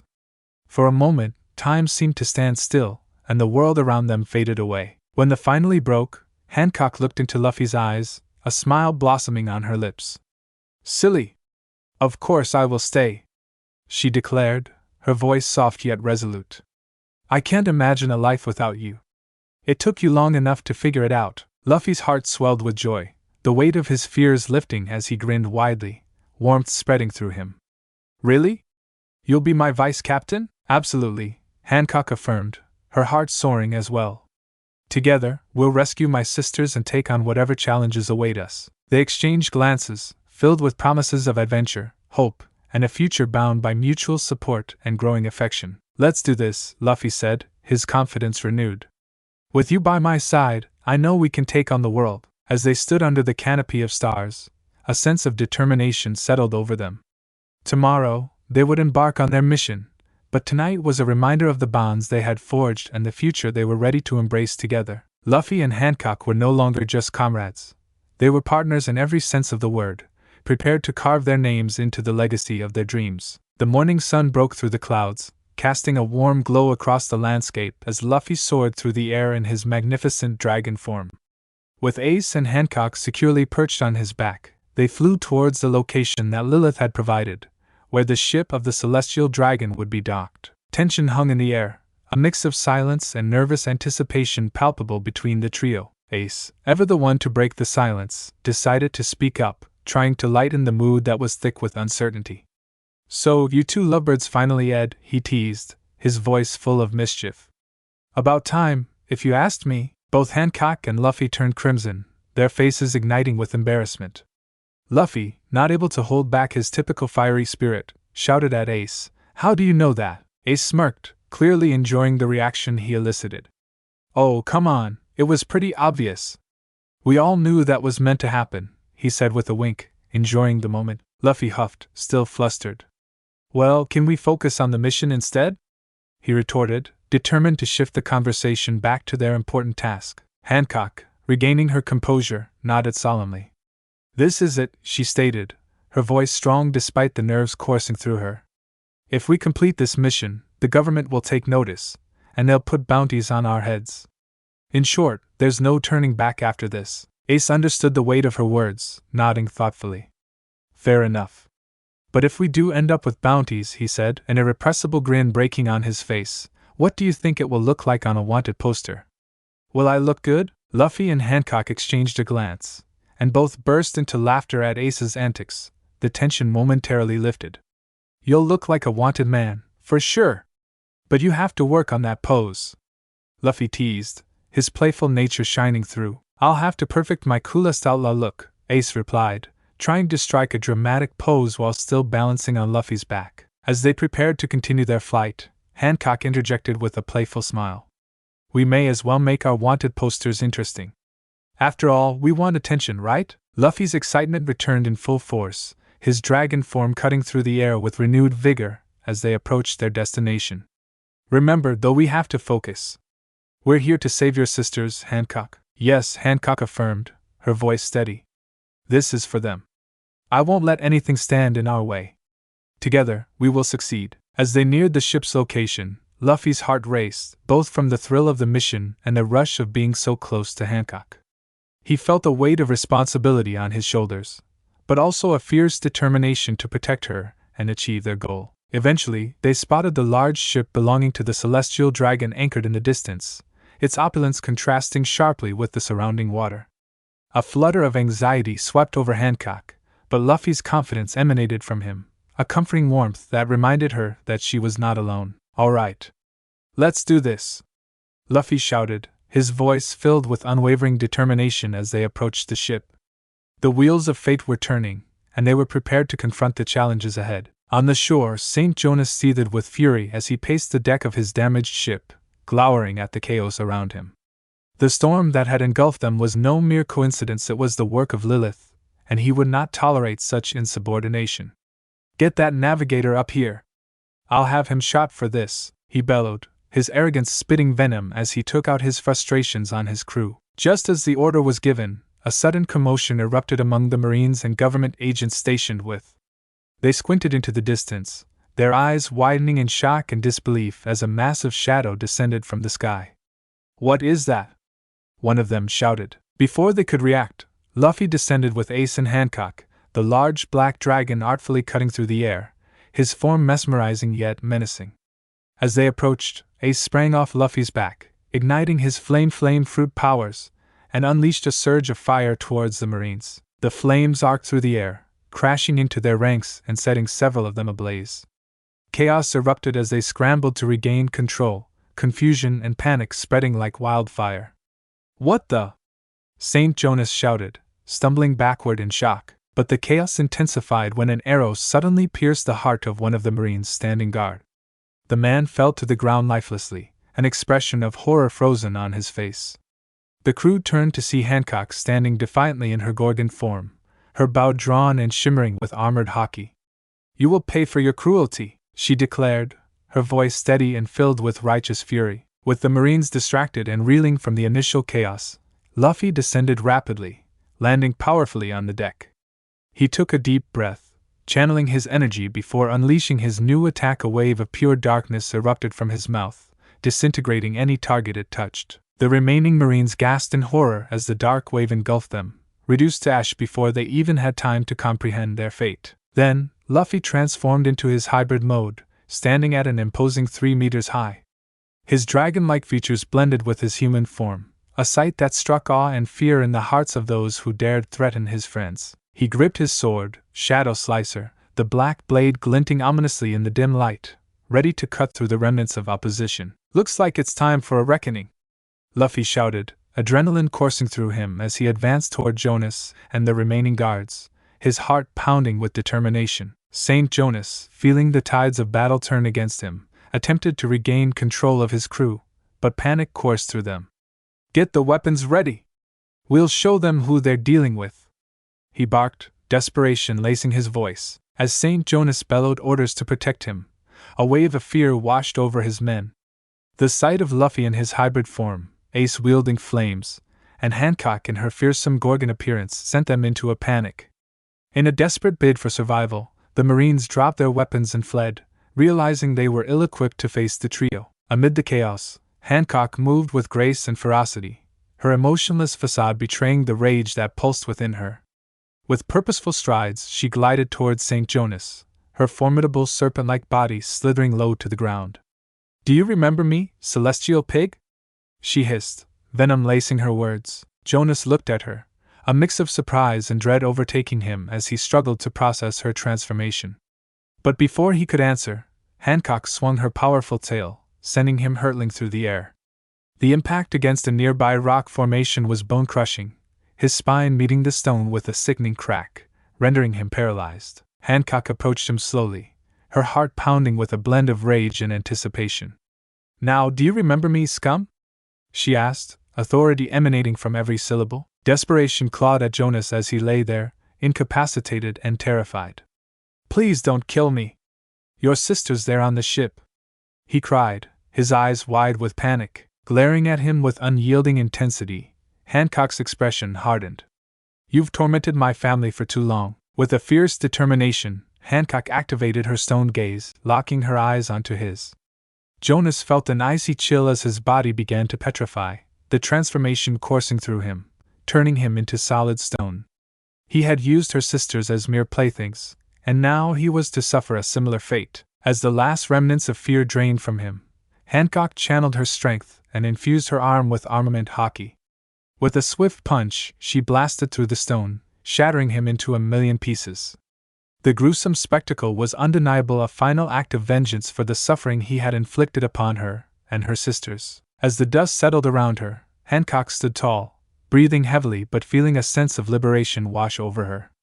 The anger and pain of her past began to dissipate, replaced with the notion that she had finally reclaimed a measure of control over her own destiny. Luffy and Ace, who had engaged with the remaining government agents, paused as they witnessed Hancock's fierce display of power. The chaos of battle faded into the background, a sense of awe washing over them. "Wow, that was incredible! You really showed him!" Luffy exclaimed, admiration sparkling in his eyes. Hancock, still reeling from the moment, looked at her companions, gratitude blooming within her. "Thank you, both of you, for being here with me. I couldn't have done this alone." The trio advanced cautiously through the dimly lit corridors of the ship, hearts racing with anticipation as they approached the hall where Hancock's sisters were imprisoned. The air was thick with tension, but with their newfound resolve, they felt unstoppable. "Aha! Here it is!" Luffy exclaimed as he spotted the large cage holding Sandersonia and Marigold. His excitement surged as he rushed forward, his heart pounding at the thought of reuniting Hancock with her family. "Sandersonia! Marigold!" Hancock called out, her voice echoing in the stillness. "It's me, Hancock. I've come to free you." Within moments, Sandersonia lifted her head, her eyes widening in disbelief. "Hancock? Is it really you?" Tears welled up in her eyes as she took in her sister's familiar form. "You've come for us." "Yes. I won't leave you here," Hancock shouted, a flood of emotions crashing over her. She quickly began searching for the key to the lock, her hands trembling with urgency. After several frantic moments, Ace found the key hanging near the cage door. "Got it!" he called out, rushing over and inserting it into the lock.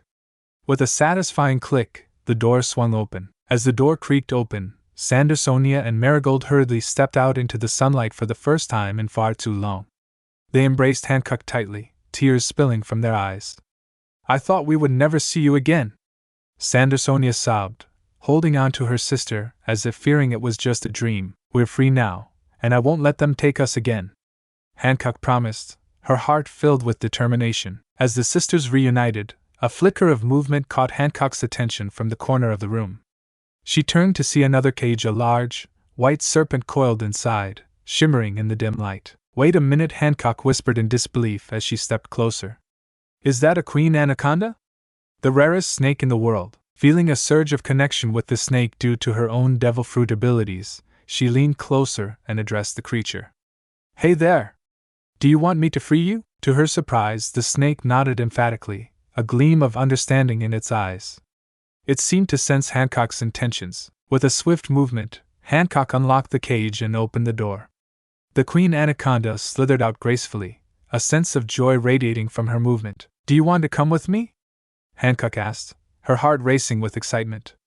The snake nodded again, more vigorously this time, as if acknowledging the bond they shared. "Okay then," Hancock said, her voice brimming with warmth. "I think I will name you Salome. Do you like that name, girl?" Once again, the snake nodded, her scales glinting beautifully in the light. Hancock felt a deep sense of connection. She could communicate with Salome thanks to her serpent heritage. "We'll protect each other," Hancock said, reaching out to gently stroke the snake's head.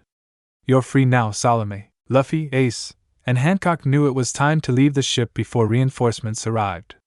With their mission to rescue the sisters effectively a success, they prepared to make their escape, the sense of camaraderie stronger than ever. The atmosphere aboard Shanks' ship buzzed with excitement as Luffy, Ace, Hancock, and the crew celebrated their recent victory. Music filled the air, laughter echoed across the deck, and an endless spread of delicious food kept everyone's spirits high. It was a night of triumph, and they were basking in the glory of their successful mission. As the festivities reached a peak, Lilith and her husband, Monkey D. Dragon, approached the celebration. Even in the relaxed environment, their presence commanded respect. Dragon's aura was strong as ever, and he exuded an air of authority mixed with a sense of pride. "Congratulations, you three," Lilith called out, a wide smile lighting up her face. "You did an incredible job dealing with St. Jonas." The trio looked over, joy flooding through them at the sight of their beloved family members joining the celebration. "Thanks, Mom!" Luffy shouted, beaming as he poured himself another drink. Dragon stepped forward, holding 3 wanted posters in his hands. "And I have some exciting news," he said, his voice steady and serious. "What is it?" Hancock asked, her curiosity piqued as she wiped off the remnants of cake from her fingers. Dragon revealed the posters, holding them up for everyone to see. "These just came out today," he stated proudly, revealing Luffy's, Ace's, and Hancock's wanted posters, now fresh off the press. "You three broke the record for the highest first bounties in history." The crew collectively gasped, their interest piqued as they gathered around to take a look. Luffy's poster, with his trademark grin, boasted a bounty of 300 million belly. Ace's poster showed him looking brimming with confidence at 350 million belly, and Hancock's poster displayed her breathtaking beauty alongside an impressive 400 million belly. "This is incredible!" Luffy exclaimed, his excitement once again bubbling over. "We really did it," Lilith nodded, pride reflecting in her gaze. "You've all earned it. These bounties reflect the strength and courage you displayed, and now your names will echo throughout the seas." Dragon looked at his son and his friends, his expression softening. "Remember, though, with this recognition comes greater attention. You need to stay vigilant, and be aware of the eyes that will be on you." The lively party continued late into the night, laughter mingling with the sounds of music and revelry. The atmosphere was electric, illuminated by the warm glow of lanterns. However, Lilith's eyes fell upon a sight that made her pulse race with a mixture of humor and maternal instinct. Luffy, despite being just 14, was happily sipping on rum that Shanks had playfully given him. With a smirk and a glint of mischief in her eye, Lilith approached them. Without warning, she grabbed Luffy and Shanks by their ears, eliciting a comical yelp from both parties. "What do you think you're doing, letting my son have alcohol, Shanks?" she scolded with exaggerated exasperation, much to the amusement of the crew. Luffy's face turned red with embarrassment as he tried to plead his case. "But Mom, it's just a little bit." He squirmed slightly, his words muffled as he pulled his ears away from her grasp. "Just a little bit? You're still a child. And you, Shanks, what kind of uncle are you?" Lilith continued, shaking her head in faux disappointment, while the crew burst into laughter, enjoying the comedic spectacle. Shanks chuckled, unfazed by his sister's reprimand. "Hey, he's a pirate now. It builds character." "Character, my foot!" Lilith shot back but eventually released them, unable to suppress a smile as she watched the joyful chaos unfold around her. 3 days later, the celebration and camaraderie persisted aboard Shanks' ship, but a more serious atmosphere began to loom as Hancock gathered her sisters, Sandersonia and Marigold, in a quiet corner. "Hancock, please tell me you're coming with us when we return to Amazon Lily," Sandersonia urged, her voice filled with hope. Hancock took a deep breath, her heart heavy with the weight of her decision. "I won't be going with you," she said softly, studying their expressions. Marigold's face fell, sadness echoing in her eyes. "But why? We're finally free. We can be together again." "I know," Hancock replied, her voice steady yet filled with emotion. "But I have to stay here. It's important for me to support Luffy." The day had come for Hancock to say goodbye to her sisters. The sun shone brightly as they stood on the dock, the gentle waves lapping against the shore, a perfect backdrop for a bittersweet farewell. Sandersonia and Marigold had got a ship with Shaki's assistance, ready to sail back to Amazon Lily, healing the wounds of the past as they left with fond memories of their time together. With tearful smiles, Hancock embraced each of her sisters, tightly holding them in a moment that felt both fleeting and eternal. "I'll always be with you," she promised softly, her heart full. "Us too, Hancock," Sandersonia replied, her own tears shimmering. "We'll take care of each other, no matter the distance. As Sandersonia and Marigold boarded their ship, they waved their last goodbyes, hearts entwined with hope and love. They each sported beautiful tattoos created by Yassop, gorgeous designs of a bonsai tree with a snake curling around it symbolizing their everlasting bond. With their sisters now at sea, life on Shanks' ship continued.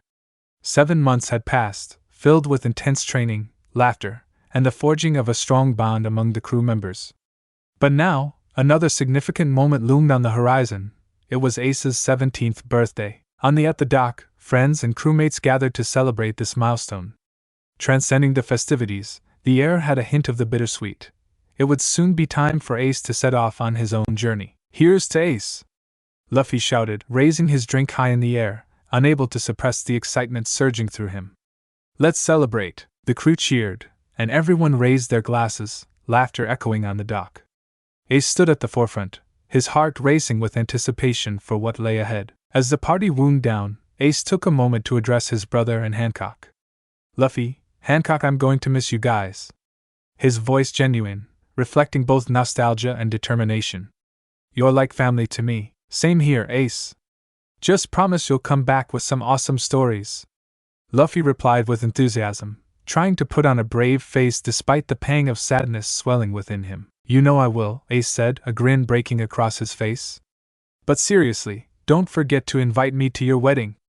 His teasing tone ignited a spark of embarrassment in both Luffy and Hancock, their faces turning crimson. Luffy's eyes widened, and he sputtered, "Wah! We're not even!" Hancock attempted to compose herself, but couldn't help the blush that crept up her cheeks. "That's not even." Before they could recover, Ace laughed, clearly enjoying their flustered reactions. "Don't worry, I'll be expecting that invite." At that moment, Shanks, Ben Beckman, and Yassop exchanged amused glances, knowing the playful banter was just part of their bond. But all the while, they appreciated the warmth of friendship in their midst. As Ace climbed onto the small boat waiting at the dock, he turned back to his crew with a sense of finality. "Take care of him, all right?" he called out, pointing at Luffy, who was still blushing. "And you, Hancock, don't let him get too reckless. You can count on us," Shanks replied, raising a hand in farewell. With joy and pride swelling in his chest, Ace waved goodbye one last time before the small boat began to pull away, drifting further from the dock. The crew gathered at the edge, watching as he set off on his new adventure. Just as Ace would follow his dreams, he and Hancock were destined for their own adventure, one on the horizon. With Ace sailing away, Luffy and Hancock exchanged determined glances, ready to embrace their future. The day had finally arrived, and excitement crackled through the air aboard Shanks' ship. Luffy and Hancock stood prepared to embark on their next great adventure, both having transformed significantly over the past 2 years. Luffy, now 17, had grown into a striking young man with a muscular physique that stood tall at 1.85 meters.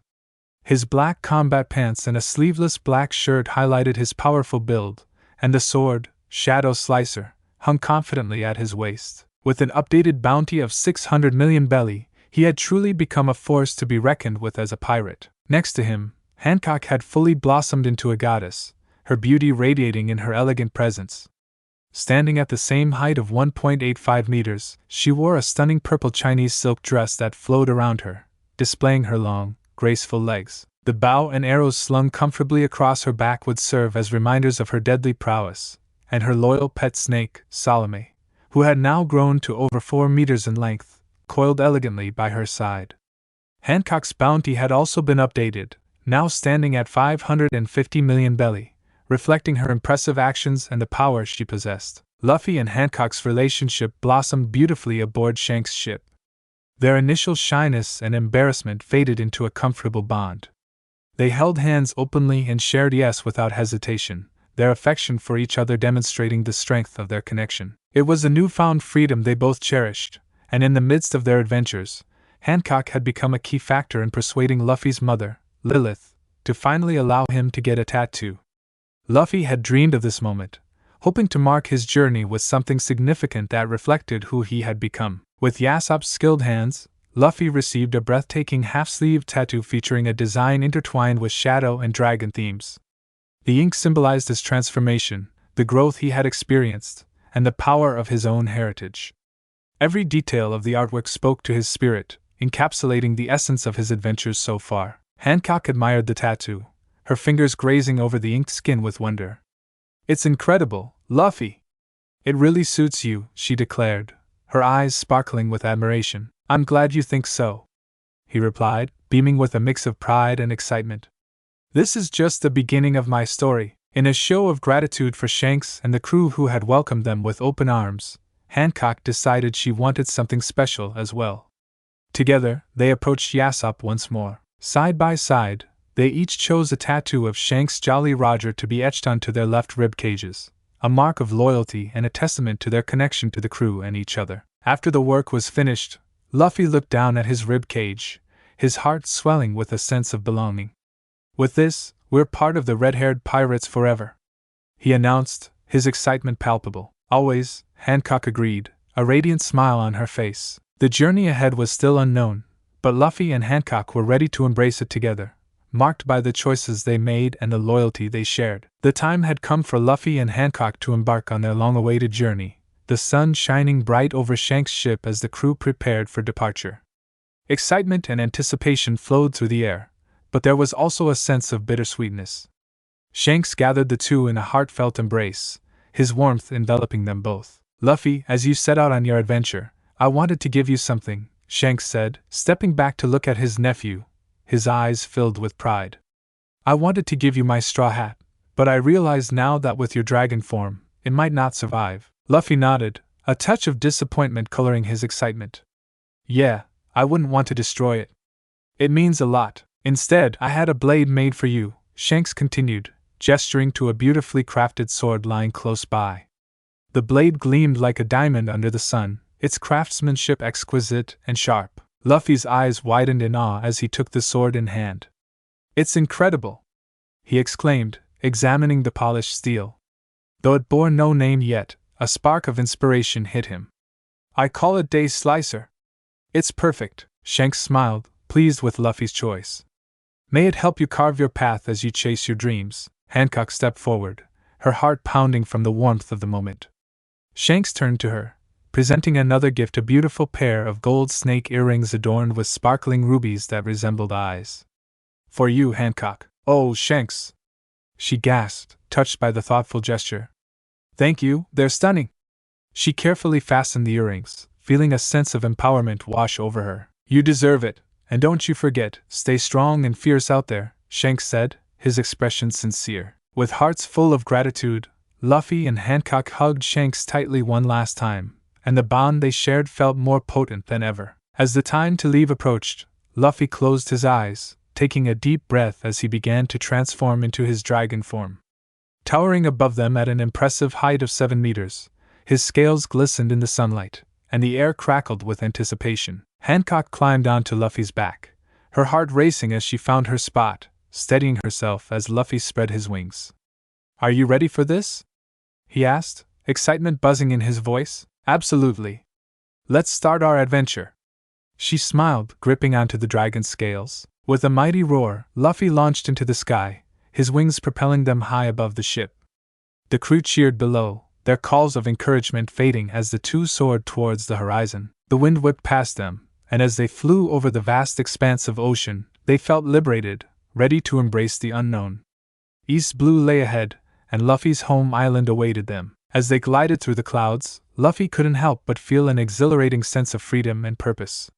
With Hancock by his side and his new sword ready for whatever lay ahead, he was prepared to embrace the trials, adventures, and challenges that awaited them. As they glided effortlessly over the shimmering waters toward the East Blue, the excitement of their upcoming journey simmered between Hancock and Luffy.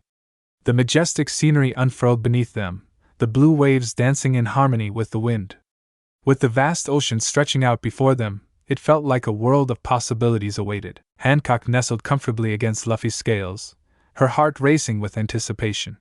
So, what's the plan once we reach the East Blue? She asked, her tone laced with determination. We should probably decide on our approach. Luffy nodded, taking her interest to heart. Yeah, since East Blue is the weakest sea, it'll be easier for us to recruit a crew without drawing too much attention. If we keep our devil fruit powers in check until Paradise in the Grand Line, we can establish ourselves without causing a ruckus. Good thinking, Hancock replied, feeling a rush of pride at Luffy's strategic mindset.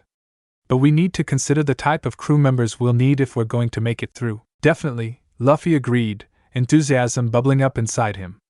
To start, we need a helmsman who can navigate through tricky waters, a skilled navigator who knows the sea and tides. We'll also need a cook, someone to keep us fueled on our adventures. Hancock chuckled at the thought. And it wouldn't hurt to have a sniper, someone to protect our crew from a distance. Exactly, Luffy added with a grin. We should also look for a skilled medic or doctor.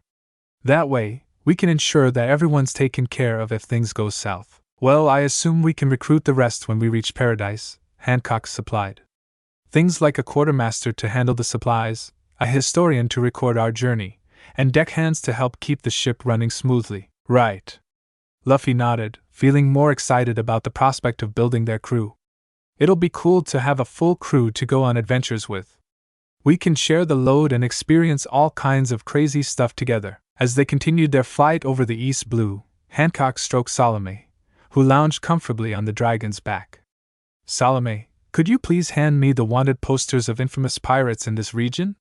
She asked, her voice both commanding and gentle. The large white snake raised her head and gently retrieved the posters, coiling herself to lay them before Hancock. As she spread them out, Hancock scanned the names and bounties listed on the faded parchment. Look at this, Hancock scoffed, shaking her head at the posters. These weaklings barely even register. The highest bounty is for a pirate named Arlong the Shark, set at a meager 20 million belly. Pathetic. Luffy couldn't help but smirk at the thought. They're so weak that none of them even know hockey. They'll be easy pickings, he said, his excitement bubbling as they plotted their course. Hancock nodded. Exactly. If we're going to make a name for ourselves, we need to clear out all of the high bounties here. It's the perfect opportunity to establish our reputations before heading further into the Grand Line. Right. Luffy agreed, his eyes shining with enthusiasm. Shanks told us to check on his friend Buddy too. While Lilith thinks he's an idiot, he could still provide some intel, and we might be able to recruit him for our crew. They continued brainstorming when Hancock felt a thought bubble up. Luffy, how much money do we have at our disposal right now? Luffy looked thoughtful for a moment. I didn't count yet. Hancock chuckled at Luffy's innocence before responding. We have around 800 million belly at our disposal thanks to the bounties we've accumulated during our time with Shanks. We also have 5 devil fruits we've collected over the years. We could sell or give them to our new crew members to help make them stronger. Exactly, Luffy agreed, feeling invigorated. We can provide our future crew with a solid foundation and give them a fighting chance. Hancock was still processing the overwhelming prospect of Ace challenging Whitebeard himself, and later joining him as one of his commanders. I still can't believe Ace would challenge Whitebeard, Hancock said incredulously, shaking her head. That's just reckless. He lost to him, and now he's one of his commanders? It's so risky, Luffy chuckled, trying to ease her worries. Hancock, Ace knows what he's doing. He's strong, and Whitebeard is a good man. They'll look out for each other. Besides, he's able to hold his own, Hancock sighed, though a smile broke through. I suppose you're right. I just worry, especially with how powerful the other emperors are. Luffy nodded, thoughtful as he scratched his head. Yeah, we can't say the same about the other 2 emperors, Big Mom and Kaido. He paused, his expression serious. Kaido even tried to force me to become his subordinate when he learned about my devil fruit. It was only thanks to Shanks and Whitebeard that I was able to back him down. They're not to be messed with. It's scary to think what they're capable of, Hancock agreed, a shiver running down her spine. Big Mom sought an alliance with Shanks by trying to arrange a marriage between me and one of her sons. Luffy raised an eyebrow, intrigued. Seriously? You'd have to marry one of them? Hancock grimaced, her expression reflecting genuine repulsion. The thought of that makes my skin crawl. I didn't want any part of it. I only love you, Luffy. Besides, I would never let myself be forced into a situation like that. Luffy felt warmth spread through him. Lightly touched by her declaration, he grinned, his heart racing. I'd never let you do that either.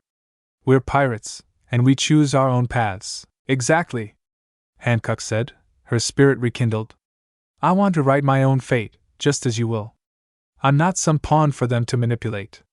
It's our lives to live. As they flew through the bright blue sky, the excitement of their journey kept Luffy and Hancock in high spirits. But suddenly, a low growl pierced the air, Luffy's stomach grumbling loudly, betraying his intense hunger. Oh man, I am so hungry!" he exclaimed, clutching his midsection dramatically, adding to the comedic effect. Hancock sighed, her tone exasperated but light-hearted. "You and that stomach of yours. Honestly, you're always hungry, Luffy." Hearing her remark, Luffy replied with a playful grin, "Oh really?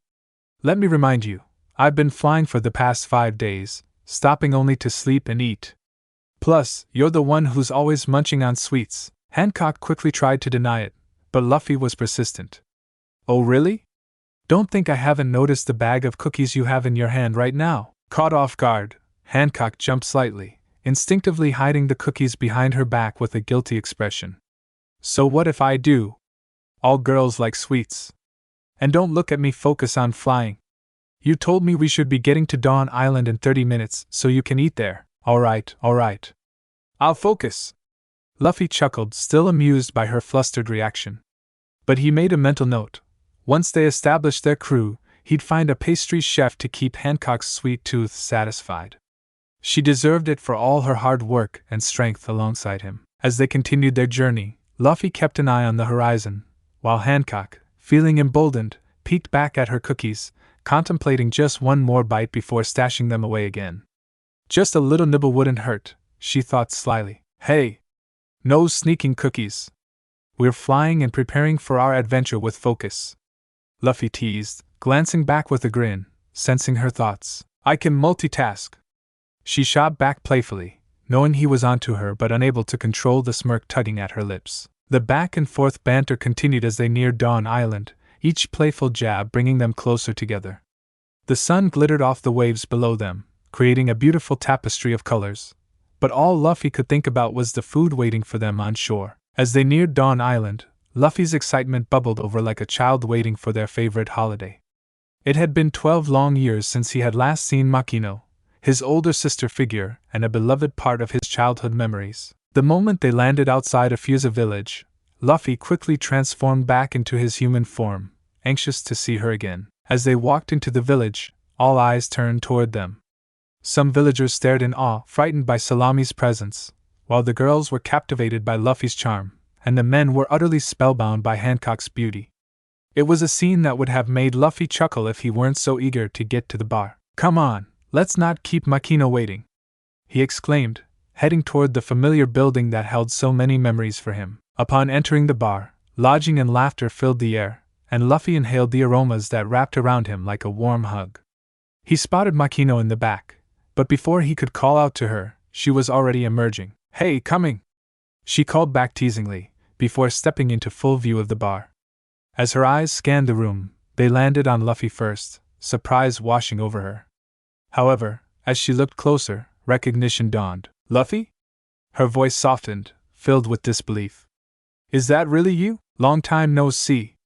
Luffy grinned widely, the familiar warmth of her presence flooding back memories of comfort and love. "Wow, you've grown," she replied, stepping forward, her eyes glistening with tears of joy.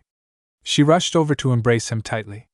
"It's so good to see you. I missed you, Makino," Luffy said softly, returning the embrace with equal warmth. As they pulled apart, Hancock stood slightly behind Luffy, observing the reunion with a sense of respect and gratitude for the connection they shared.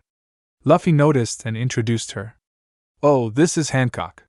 She's my partner and well, you know." Makino smiled warmly at Hancock, her demeanor welcoming. "It's wonderful to meet you, Hancock. Luffy speaks highly of you." Hancock nodded, a hint of shyness creeping into her as she replied, "It's an honor, Makino. Thank you for taking care of Luffy when he was younger." Just then, Luffy's stomach growled loudly, reminding them he was starving. "Can I get some food, please? I'll have some rum and a large meat platter," he called, grinning at the thought of what awaited him. "I'll have some rum as well," Hancock added.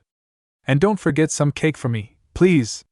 "Oh, and some raw meat for Salome too," Makino chuckled, her heart warmed by the lively banter.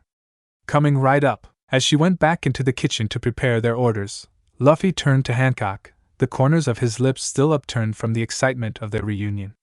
"You'll love her cooking. It's the best." As they waited, Luffy's eyes wandered around the bar, catching glimpses of villagers chatting and enjoying their meals. The atmosphere was cheerful and lively, a stark contrast to the intensity of their recent battles and training. A moment later, Makino returned with glasses of rum and a massive platter of meat, setting them down in front of Luffy and Hancock with a proud grin. Here you go! Dig in! As they began to eat, a mix of laughter, stories, and memories flowed freely between them. Luffy recounted tales of their adventures, while Hancock engaged warmly with Makino, appreciating the connection she had with Luffy's past. As dawn broke over the tranquil waters of the East Blue, Luffy and Hancock sat together in a small boat that Luffy had purchased in Fusa village. The sunlight sparkled across the surface of the ocean, creating a picturesque backdrop for their morning adventure. Why are we on this small boat? Hancock asked, a hint of annoyance in her voice. Wouldn't it be easier to fly? Luffy chuckled, a playful grin spreading across his face. Yes, but this is much more fun. Plus, you know that I love you, he said, leaning in and planting on her lips. But I'm not your horse, you know. Okay. Hancock laughed, clearly enjoying their playful banter. But we were lucky earlier to not get caught in those whirlpools. Yes, we were. Thank God both of us know some navigation, Luffy replied, his demeanor brightening despite the earlier annoyance. Suddenly, their conversation was cut short as a series of gunshots erupted in the distance. Their heads snapped toward the sound, and they squinted into the sunlight, spotting a large cruise ship under attack. There! Luffy exclaimed, pointing toward the commotion. Looks like we found some trouble. Hancock's heart raced, adrenaline sparking within her. Oh, what's that? Is that she started, but stopped when she recognized the ship. That hideous pink ship, I think that belongs to a low-level pirate named Alvida, the Iron Mace. She's notorious here, but she only has a bounty of 5 million belly. Luffy rubbed his chin thoughtfully. Well, I guess we could stretch our legs. This should be over in less than 3 minutes, he said, his excitement bubbling over. On the deck of the cruise ship, chaos erupted as Alvida's crew rummaged through the belongings of terrified passengers. Alvida, a tall, imposing woman with a hefty frame, strode among her frightened men. Her unkempt hair and oversized weapons only emphasized her brutish appearance as she barked orders at her lackeys. Who is the most beautiful woman in the East Blue? She asked, a twisted pride in her voice. Her men, eager to stay in her good graces, shouted in unison, You are, Lady Alvida. Suddenly, 2 voices erupted from above, the unmistakable sounds of laughter that echoed over the chaos. Luffy and Hancock had arrived, taking in the scene with bemused expressions. Wait, you think she's the most beautiful woman in the East Blue? Luffy laughed out loud, pointing at Alvida. Don't make me laugh. You look like a beach walrus. Hancock joined in the laughter, unable to contain herself. Luffy's boldness stunned the crew, while Alvida turned a deep shade of red with rage. What did you say, you brat? She shouted, fury bubbling within her. I said you look like a beach walrus. Luffy teased back. Or do you prefer to be called an overweight hippo? Your choice. Alvida's face twisted in anger, her pride wounded as she failed to comprehend this audacity. Kill them! Get those fools! She ordered her crew, fury dripping from her words. Hancock and Luffy exchanged quick glances, ready for what was to come. But before the crew could reach them, Luffy unleashed a small blast of his conqueror's haki, channeling it with precision. A powerful wave rolled through the deck, and instantly, every pirate except Alvida toppled over in unconscious heaps, unable to withstand the overwhelming presence. Hancock stood by Luffy's side, equally impressed by the display. Well done! But next time leave some for me. But as they surveyed the scene, Luffy's eyes narrowed when he noticed something unexpected. There, beneath a pile of unconscious men, lay a small boy with pink hair, seemingly untouched by the blast. He sat up slowly, rubbing his eyes in confusion while glancing at the duo towering over him. Luffy knelt down beside the boy, a warm smile breaking across his face. What's your name, kid? He asked, genuinely curious about the young boy who seemed so out of place among the chaos. Kobe, sir. My name is Kobe, the boy replied, his voice shaky with apprehension. Please don't hurt me. I'm just a cabin boy. Luffy chuckled lightly, shaking his head. Don't worry, I won't hurt you. But I've got to ask, what are you doing with that fat ass over there? He gestured over to Alvida, who was still seething with anger. You don't look like a pirate. Kobe's cheeks flushed a deep shade of red as he stammered. Well, sir, I'm an orphan. 2 years ago, I mistakenly boarded this ship thinking it was a fishing boat, and Alvida forced me to be her cabin boy ever since. At that revelation, Both Hancock and Luffy burst into laughter, unable to hold it back. "Oh my goodness!" Hancock exclaimed, wiping a tear from her eye. "You mistook a pirate ship for a fishing boat?" "That's hilarious," Luffy nodded, still chuckling. "Man, you are really dumb." "But it's funny." Kobe felt heat creep up his neck in embarrassment, his face burning. "I just wanted to disappear," he mumbled under his breath, wishing to sink into the ground. "Hey, don't take it too hard," Luffy said, positive energy radiating from him. "At least you're not scared of pirates anymore, right? You're already braver than most." Kobe glanced up, uncertainty in his eyes, but the brightness in Luffy's tone made him feel somewhat reassured. "I guess so." Hancock softened, kneeling beside Luffy. "And now you're free. You don't have to deal with Alvida any longer. You can choose your own path. If you're interested, you could join us." Luffy's expression became animated. "Yeah. We're going to build an awesome crew. You could be part of it, Kobe." Kobe's eyes widened in surprise. "Me? Join you? But I'm just a cabin boy." "Don't sell yourself short. You fought through being a cabin boy on a pirate ship. You've got guts," Luffy encouraged, standing tall, confidence radiating off him. "Just think out there, you'll get to go on adventures, be a part of something bigger. It'll be amazing." Kobe's heart raced at the prospect. The idea of freedom and adventure beyond his limited life on Alvida's ship was exhilarating. "Really? You'd want me?" he asked, his voice filled with hope. "Of course. We need someone to help with errands and the sales, and there's always room for heart in our crew," Hancock replied with a warm smile. Kobe blinked back a few tears of joy and laughter. "Thank you? I'd love that." He paused for a moment before adding, "I'm ready to be more than just a cabin boy." As the dust settled around them, Luffy turned his attention back to Alvida, who was still reeling from the effects of his conqueror's haki. Despite being weakened, she was fuming with indignation. "Now, what are you going to do with me?" she spat, her voice dripping with resentment. "Are you going to kill me or turn me over to the Marines?" Luffy, however, paused for a moment, considering her words. "You seem to have potential, despite being weak right now," he observed, a hint of curiosity in his voice. Just then, Hancock chimed in, her confidence unwavering.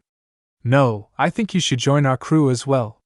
Like my boyfriend said, you do have potential, and your experience as a sailor could be useful to us." Alvida, realizing the precarious position she was in, weighed her options.